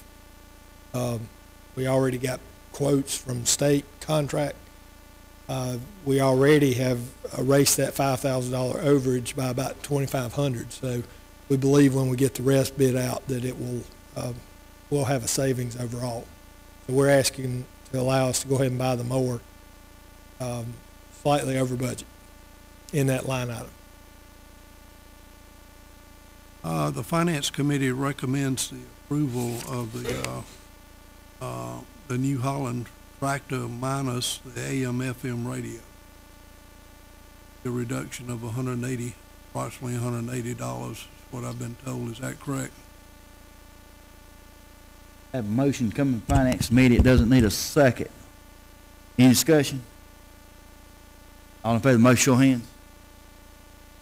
All opposed, like sign. So the motion carries unanimously. Mr. Chairman. I would like to say that you've agreed that you will hold up the purchase of this trailer that's approximately $15,000 if you do not have the necessary cost savings to purchase these other items. That's correct. We won't go over the total budget. He's already saved approximately $2,500 against the $5,800 overage on the tractor. Still needs to come up with the additional $3,000. So if he doesn't achieve those cost savings for the last three items on the sales spreadsheet, hold up that way. Make recommendations to approve the other items contingent upon him being able to accept that. Thank you. Okay, coming finance meeting doesn't need a second. Any more discussion? All in favor of the motion, show of hands. Opposed, like sign, so the motion carries unanimously. Mr. Chairman. All right, thank you. We now go actually to an item that does not necessarily require a vote. It's more for information.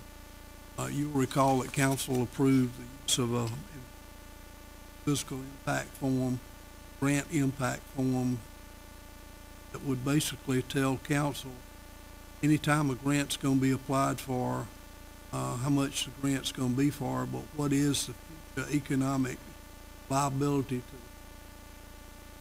to they're submitting this now. Regrettably, the wrong form was given to the Finance Committee. I was informed tonight by the Finance Division. So gave us a revised form that takes the place of the $291,616 form. Is that not correct, Davis? So while the Finance Committee approved this, I reckon technically back before. Since the intent was taking this for them back before. That's fine with me if it's fine with y'all.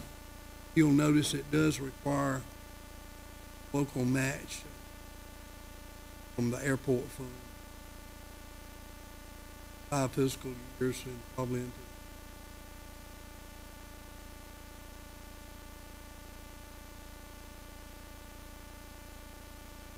I don't consider that a significant materiality, but council members may see differently. So, any questions from my fellow colleague councilman?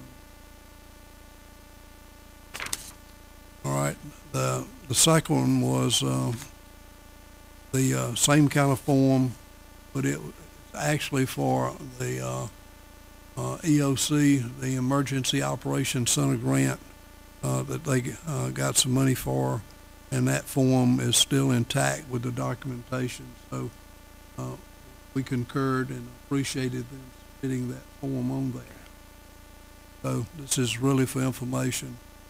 The next one, which does require council approval, is the Cessna credit arrangement. And Mr. Hopkins, Mr. Burns, who's going to speak on that? You are. Thank you. Mr. Chairman, council, this is an applicant. We're asking permission to apply for credit with Cessna, which is part of the first step of us becoming a service center. We will be coming back to you at a later date if they offer it to us, asking you permission to sign an agreement with Cessna to allow us to become a service center. Now, what that will do, that will send more business to our aircraft maintenance shop. But it will also provide a way for us to buy Cessna parts at a much reduced price than what we're paying for them now. But we'll get national advertisement and that kind of thing. Now, as far as ramping up tools and inventory, we pretty much have what we need, but there will be a cost of putting in a new sign out front saying Cessna Service Center. I'll be happy to answer any other questions.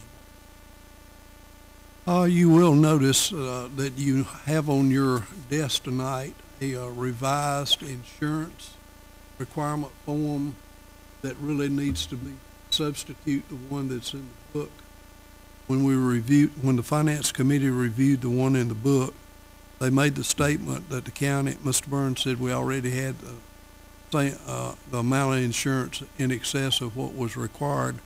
However, the form that was presented to us clearly said my present insurance is below the above stated. So, that was inconsistent with us saying that we don't have it and us saying we had it. So tonight they brought us back the revised form that basically had that language, don't have it taken off, certified that we in effect already have the minimum required in excess. So if you wondered why this was on the packet, it's to take this old stuff out and can it, insert this form in its place. And so the Finance Committee does recommend that for approval.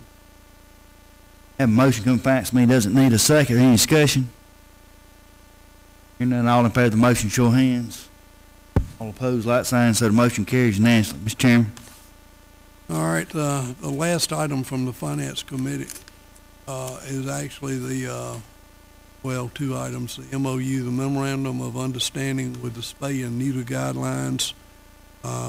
Mr. Burns and others have been negotiating with the people of the Humane Society about getting this program started. As you know, we've already appropriated approximately $70,000 to do the program for a year, similar to what was approved in Oconee County. And Lee Pickens County also has a project. And so if you read the Memorandum of Understanding, this is actually a document that addresses the marketing aspect of the program, how we're going to do fee determination for client fees, because the hypothesis is that if a person has below $12,000 a year income, annual gross income, then of course the client with the animal would not have to pay anything. Full fee for the service would be covered by $70,000. The second thing you'll notice is that if the income was between $12,000 and $18,000, then there would be a copay like at a hospital, $10. And if you had an income of $18,000 to $30,000, you would have a copay of $20,000. And it also, the document shows how the Humane people would verify income by Social Security, bank statement, or pay stubs, or if they're on disability, letter documenting disability, and an ID card. And quite frankly, we were actually ready to get something going, but we had a request from both Dr. Burris on one end and Ms. Wanda Crane on the other end for us to kind of hold up until they could get some internal matters squared away as to where the program would be located. But Mr. Moore felt like, and I concurred, that we could go ahead and put the program in motion while they decide, or at least the guidelines in place, while the Humane Society decides on whether they're going to do it in the current building or in moving the program over to the old animal shelter. That really is a discussion at this particular point, not how the program operates. So is it true, Mr. Burns, you get a sense that we felt like this was a good way to go as far as guidelines for operating the program? Mr. Crowder, I think those are, it's an excellent proposal from the Humane Society, and it's there for the discussion of council members, but if council wants to move it out or make some changes before the next council meeting in 2 weeks, we could get this thing going, and the fact of where it is could be somebody else's deal. Excuse me. I would like to recommend that since council members have only had time to see this since Friday, that we be prepared at the next council member meeting to actually move forward with whatever recommendations fellow council members might have, because we have members on the Animal Shelter Advisory Committee there know more about what's going on out there than I do. Only been out there 2 or 3 times to see the thing. So I make that in the form of motion, study it and come back prepared for a concrete recommendation. Have a motion second, Mr. Moore. Any discussion? All in favor of the motion, show hands. All opposed, like sign, so the motion carries. Nancy, Mr. Chairman. And then we have one budget transfer. I know people are going to say, I thought you promised we would not have to have a budget transfer this early in the game. Well, this is a budget transfer primarily because we had a person retire from the police department, and they came over and began work with environmental services in the solid waste program, and we knew that in advance. And in advance, we thought we were finance was correct in allocating their retirement, but at the 6% plus rate that the county employees pay. But regrettably, the state retirement system informed us that once somebody is on police retirement, which is at a 9.5% rate, that they have to continue on police retirement contribution, even though they're not working for the police department. So with that mandate from the state retirement system, we're recommending the additional allocation of $3,290 to take up slack between the 6% and the 9.5%. Finance Committee recommends for your consideration. Have a motion coming to Finance Committee. It's needs a second. Any discussion? By the motion, show hands. Opposed, like sign, so the motion carries unanimously. Thank you, Mr. Chairman. Thank you, sir. Moving on to item number 14, a report from the Planning and Public Works Committee. I believe Mr. Hopkins is going to do that.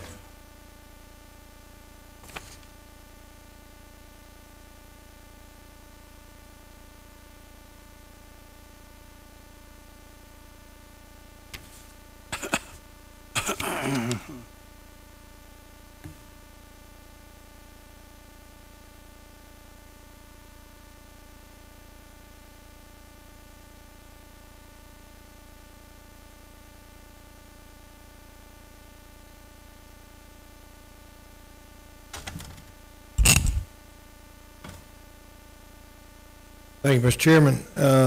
Some of this y'all have already covered, so I'm just going to go over it real quick.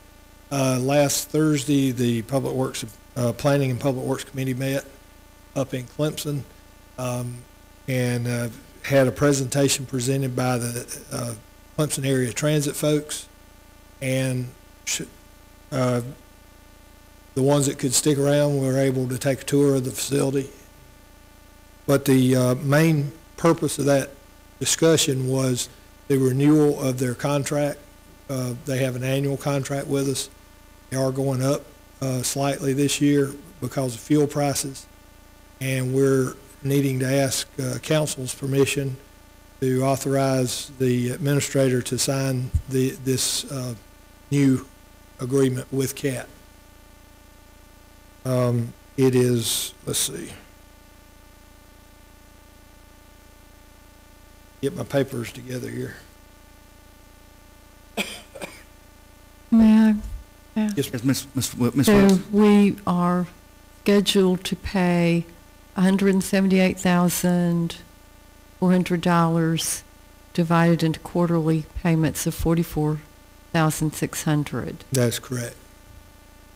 And this is money coming out of the transit grant that we had. None of it's coming out of Anderson County local taxes. Okay. Thank you. Yeah, Mr. Crowder. Is this the last year of that particular grant? No, sir. We still have about, I think it's $1.3, $1.4 million left in that earmark. Thank you. You have anything else, Mr. Hoffman? On that, if you could get a vote to authorize the administrator. We have and this is coming from the Planning and Public Works Committee, so it doesn't need a second. Second. Are there any, that's all right, Mr. Crowder. Is there any discussion? Hearing none, all in favor of the motion, show of hands. All opposed, like sign. So the motion carries unanimously. Mr. Hopkins.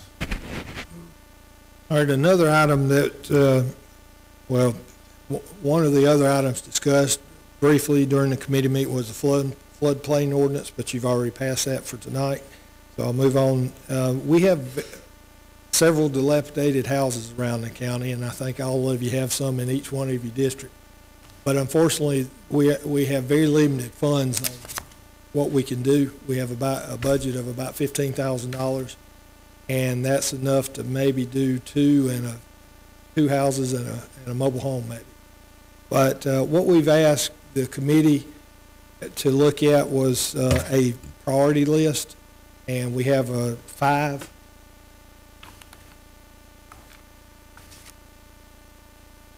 A little dark.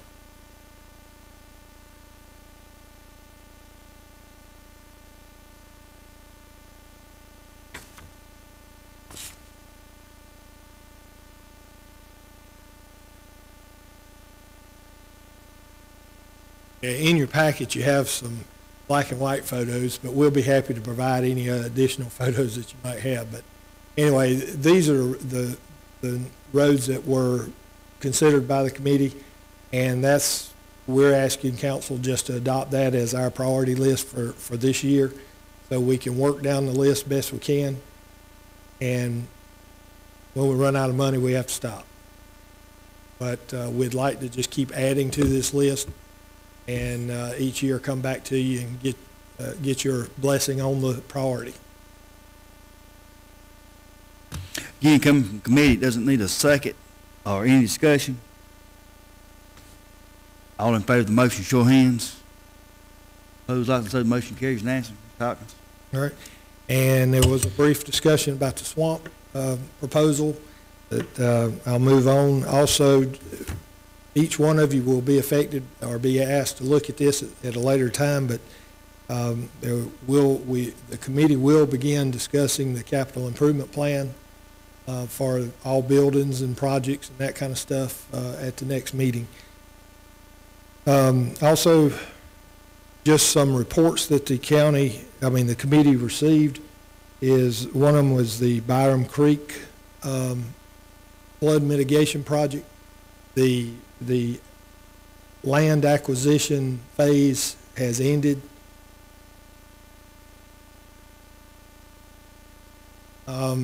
You have a lot of this information in there in your packet, but it did come in under budget. $175,000 was allocated for it. We were able to purchase all the properties on this map for about $157,000. We're wrapping that up. Now we're going to start trying to figure out how to take the houses down and clean up the lots. That's something we can work on a little slower pace now. Everybody didn't agree to sell, though? Wasn't there 1 or 2 holdouts? There was one that initially agreed, and then she backed out. She just couldn't find anything suitable. There was a couple others that are still there, but they never said they wanted to move. So. Okay. But we bought everything that everybody wanted us to buy on that area. I'm sorry, Mr. Chairman. Mr. Allen, go ahead. What street was that on again? It's Susan and Booker. If you're coming down Market Street, West Market Street, down in the very bottoms down there, there's a little park on the upper part, and then Susan Street turns down beside it. And it's all right there, right beside the creek. Yeah, okay, I know where you're at. Thank you. Mr. Crowder. Still learning. If we still have property down there that has not been bought, how does that mitigate flooding? It just reduces the number of probabilities that people are going to be dislocated. It says here, 7 did not accept our offer. Right, and those folks chose to stay there. I don't know if they've had Most of the properties that we did buy are the ones that have severe flooding issues when it rains 2 or 3 inches in a day's time. Especially right there in the corner, that house has been 3 feet underwater, or the floor has been 3 foot under the water twice now since I've been working for the county in 14 years. So it will reduce the number of people that we'll have to potentially evacuate from that area. But it doesn't solve it, but everybody agreed that we couldn't or shouldn't do this forcibly, so all we could do is offer it. So in other words, approximately a third of the project did not accept offers. There were 14 that accepted and 7 that didn't. That's 21, that'd be a third. So how does that help the county? You have a failure rate of 1/3 of achieving the goal of eliminating that as a flood, mitigating flooding. Doesn't solve it completely, no, sir, but it was an attempt to solve it. And, yeah. The new floodplain FEMA requirements, I would think, will come into play. They can't replace those homes. No. You know, it just is astonishing. You can see areas that are flat, like along the Mississippi Delta and so forth, but there's some areas I can't for the life of me figure why people don't see the potential danger. It's really sad. Thank you, Mr. Toppins. The next thing that staff reported on was the June equipment and vehicle auction. Just wanted to share some information with you on that.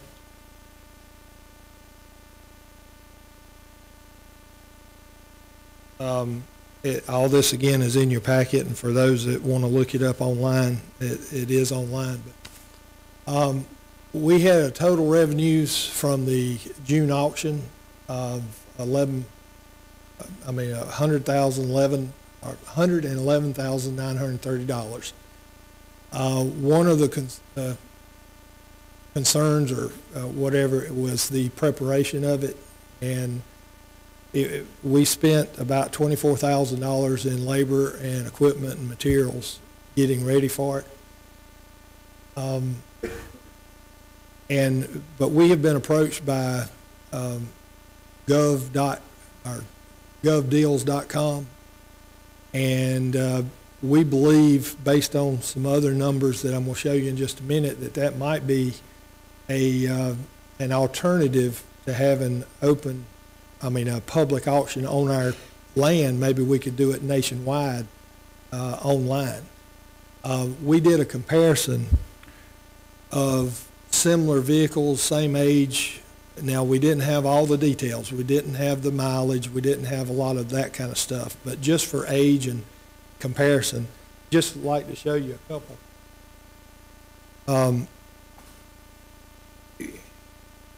Now, in your packet, there's a spreadsheet that it shows GD or Gov Deals out beside it. That's what we found online. Rather than getting into each one of them, but most of them, though, came in anywhere from 2 to 3 times more on the Crown Vics that we sold, some of the heavy equipment we sold, that type stuff. There was 1 or 2 items that we could find a comparison on that maybe came in within just a few percentage points of the same price, but most of it came in at much higher rate if we had sold it online versus that. It's just something that we wanted to bring to the committee and now to council for consideration to see if you would want to try going online on our any future equipment that we have to sell. Mr. Chairman? Mr. Moore? Most of your big auction companies are online now. I know Beers is all online, and a lot of your big auction companies they do it online a good bit, but when you're dealing with equipment like that, most people want to look at it. I talked with the sheriff over in Greenville County about the way they handle their auctions too. most people, when they want to look, they want to look at the equipment, and it's hard to do an online auction when you got equipment. And I go to a lot of auctions, and go to a lot of equipment sales too, and you have to be real careful about online auctions. You need to really research it a little more. Mr. Chairman? Mr. Allen? Just very quickly, you said this previous auction cost us about $24,000 to run? Yes, sir. Okay. Are there any costs associated with the online that you know of? I mean, do they get a percentage, or how do they get? 15%. You can set it up any, Gov Deals, you can set it up any kind of way you'd like. Excuse me, Mr. Hop, that $24,000 that was county staff. Yeah. Wasn't part of, yeah, well, I'm just saying, like Mr. Moore's talking about 15%, you're gonna pay yet, that's not included in that $24,000. Yeah. Well, but what I'm wondering is how do these online auction companies make their money? They're gonna get a percentage of that, just like. They're gonna get 15%. Okay. Whatever their percentage is, even at this auction, the auctioneer got his money above and beyond what the county got. That's right, above the 24,000. Okay. So it would be. Okay. It would be similar online. You can set it up to where it's above and beyond whatever the quote is, or the bid is. But to answer your question, Mr. Allen, the cost of doing it online would be whatever it took the staff to get it prepared to get it online, or to get through that company. If there would be some, man hours or whatnot, there would be some. Right. That's where the $24,000 come in on the. I know. On the other thing. Dan. Mr. Chairman, Mr. Moore? Pickens County tried it 1 year, and they go back now. Most of the auctioneers, they said they make more money. You can check with Pickens County. Mr. Chairman, may I ask? Yes, sir, Mr. Crowder. Mr. Burns, what's going to happen to this $111,930? It's in general fund. Where in the general fund? It goes back in unbudgeted. Pardon? Yeah. Mr. Crowder, actually $97,105 of that got deposited into the general fund, and the sewer and airport and solid waste got a little bit. 97,000 what? $97,105 went into the general fund revenue. Gain or loss on sale of equipment is the title of the account. But if loss of sale of revenue. It's in revenue, yes, sir. The title of the account is gain on sale. I'll go one step deeper. That's not a line item that anybody can spend any money out of it until it's budgeted. Is that correct? That is correct. That's a revenue account, so no, sir. Revenue account, they so could not. It's basically a contingency fund until somebody says you can spend money out of it. That's one way of looking at it. All right, well, that bothers me when you say that's one way of looking at it. I want to hear that's the only way we look at it. Mr. Crowder, that's the only way that we're going to look at it. And that was prior year, sir, I will point out. So the books are, about to be closed on the prior year, so there is no opportunity. Okay. And the money, the balance of the money went to solid waste and what? Airport and sewer. Your proprietary funds, that $111,000, we sold some of their equipment as well. So they got them. So did that go into their fund balance then? To improve their fund balance? Exactly. Yes, sir. Follow. Thank you, Mr. Toppins. I would, in case somebody's got anything, moving on to item number 15, acceptance of the Patterville Government Center into the county road maintenance system. We have a motion. They moved. Motion, Ms. Wilson. Second. Yeah. We have a second. Second, Mr. Moore. Don't touch nothing you ain't supposed to. Last time you done that, we couldn't get the lights come back on.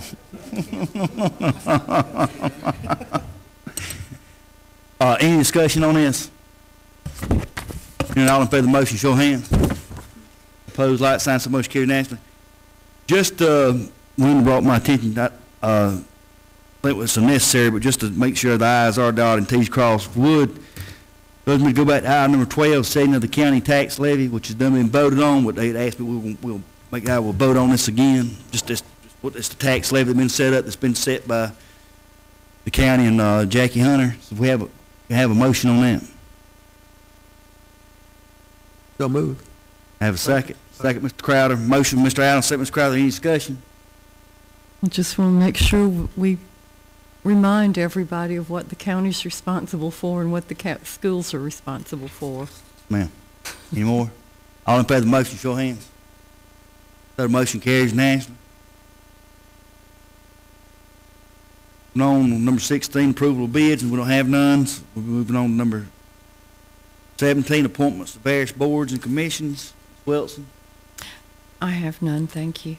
Crowder. I have some, please, sir.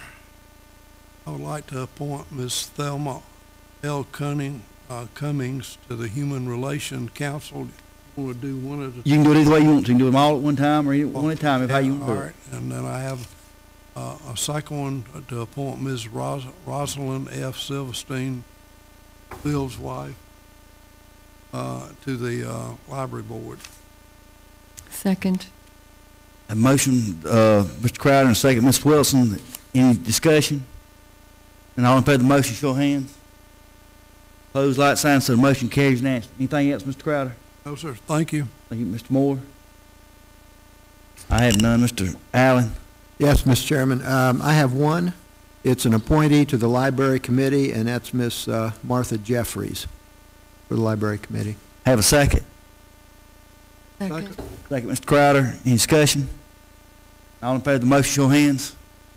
All opposed, like sign, so the motion carries unanimously. A question real quick, please. Did you say to the Library Committee or the... That was a misprint. It's Library Committee. That's Oh, we got it on that thing. I'm sorry, yeah, It's got on our Pendleton Historic Edition.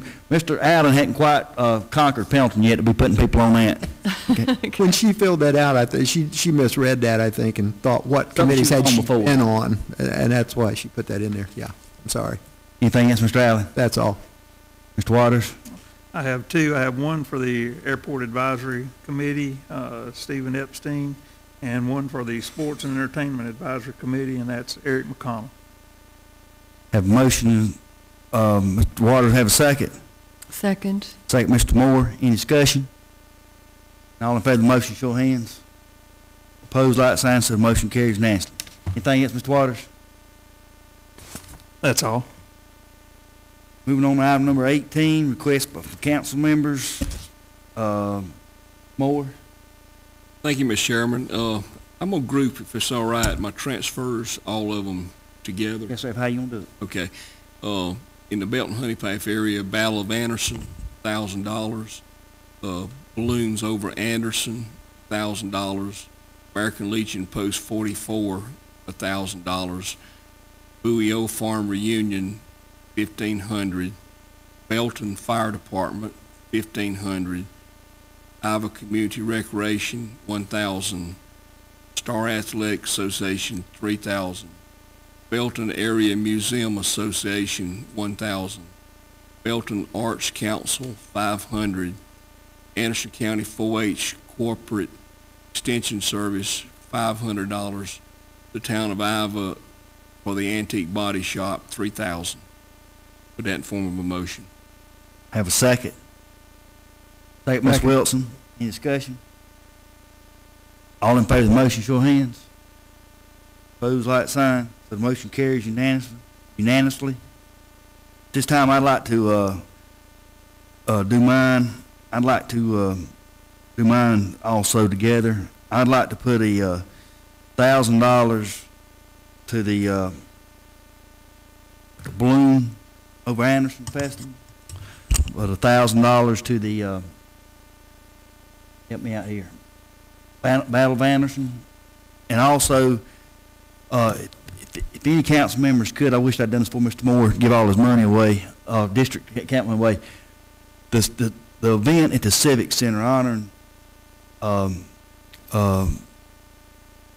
military personnel and the ones that passed away during 9/11. They're needing some funding for the sound system out there and putting this together.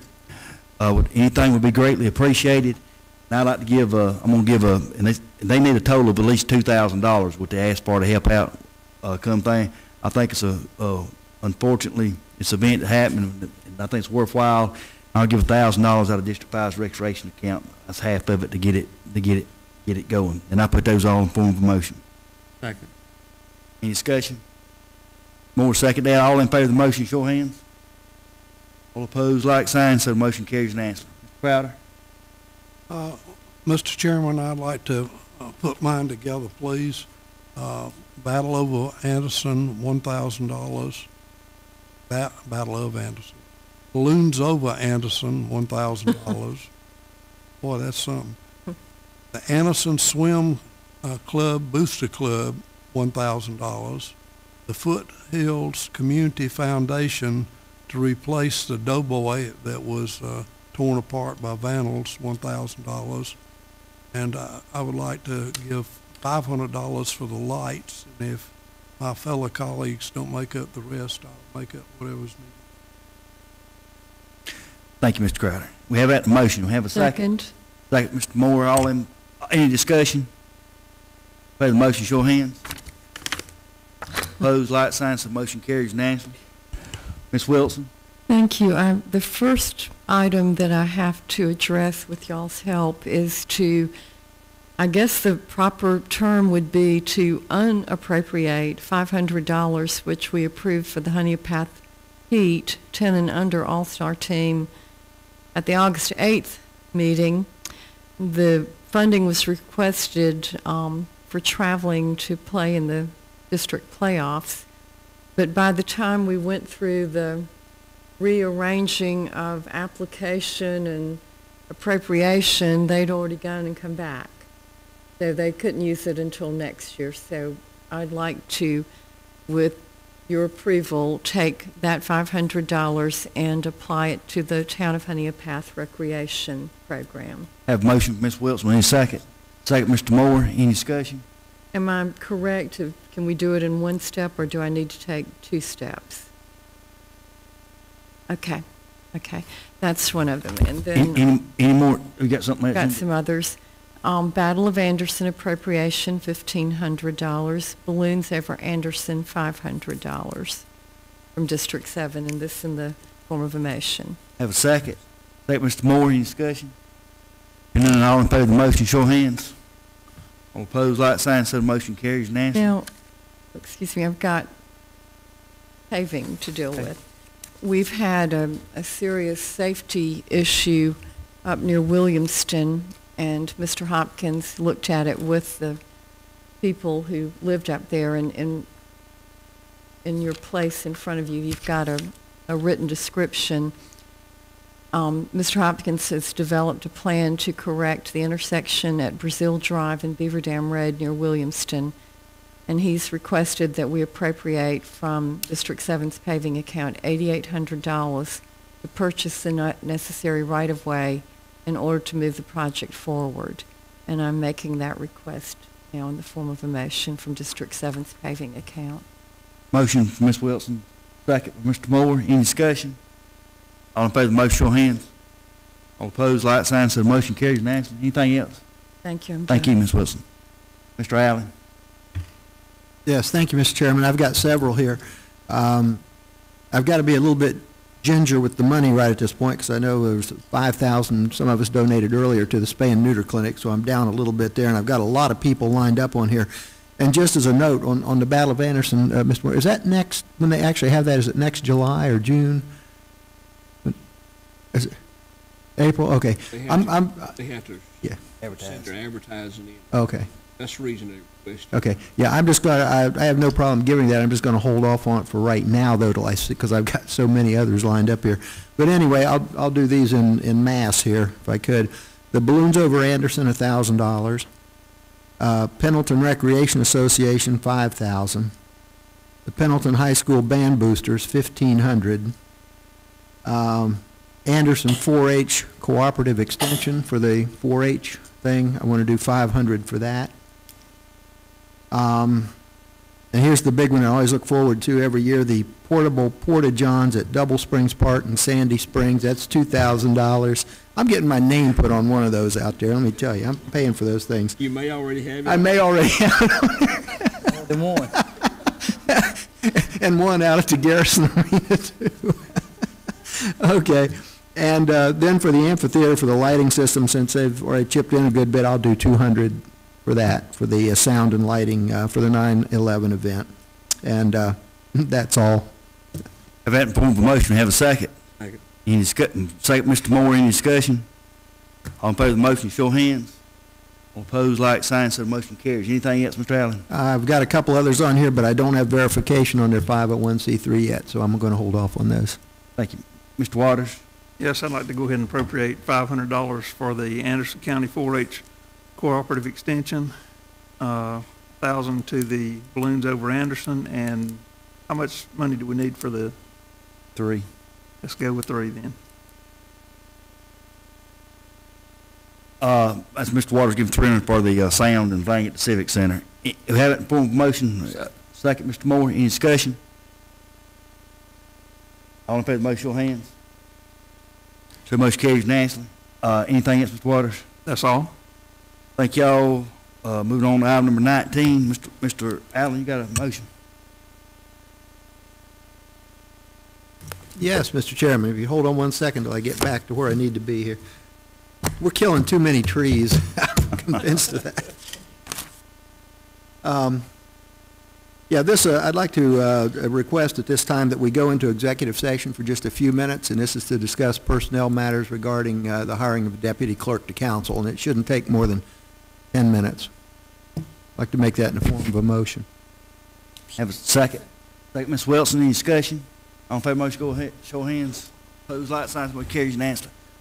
We'll be back in just a few minutes, hopefully.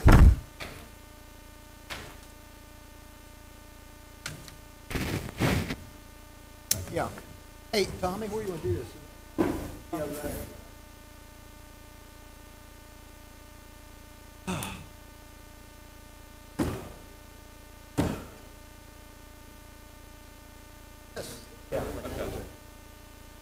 Make sure they do everything right.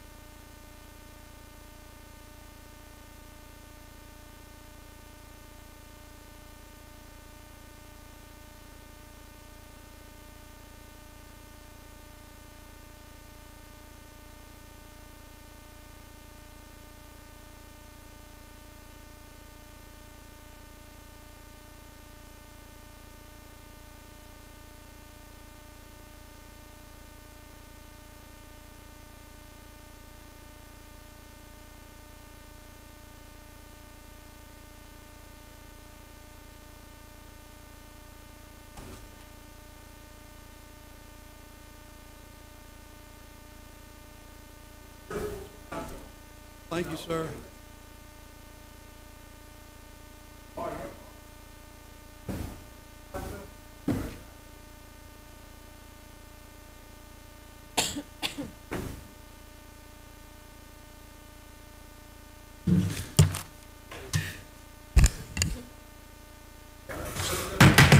Everybody listen up and get back started.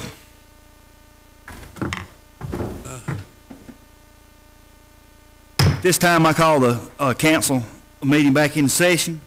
We have a motion to come out of executive session. Make a motion. Motion to come out of executive session, Mr. Moore, second, Ms. Wilson. All in favor of the motion, show of hands. Opposed, like sign, so the motion carries unanimously. During the executive session, we went over applicants of the clerk of court's position. No votes were taken, and it was discussing matters. Do we have a motion? Yes, Mr. Chairman, I'd like to make a motion. As the chairman stated, we went over the applicants. Each individual council person did their own rankings on those folks, and after compiling those scores, we do have an individual to announce that we'd like to name as the deputy clerk to council, and that is the motion. Yeah. The motion is the name is Gloria Driver. Have a second. Second. Second, Mr. Moore. Discussion. All in favor of the motion, show of hands. Opposed, like sign, so the motion carries unanimously.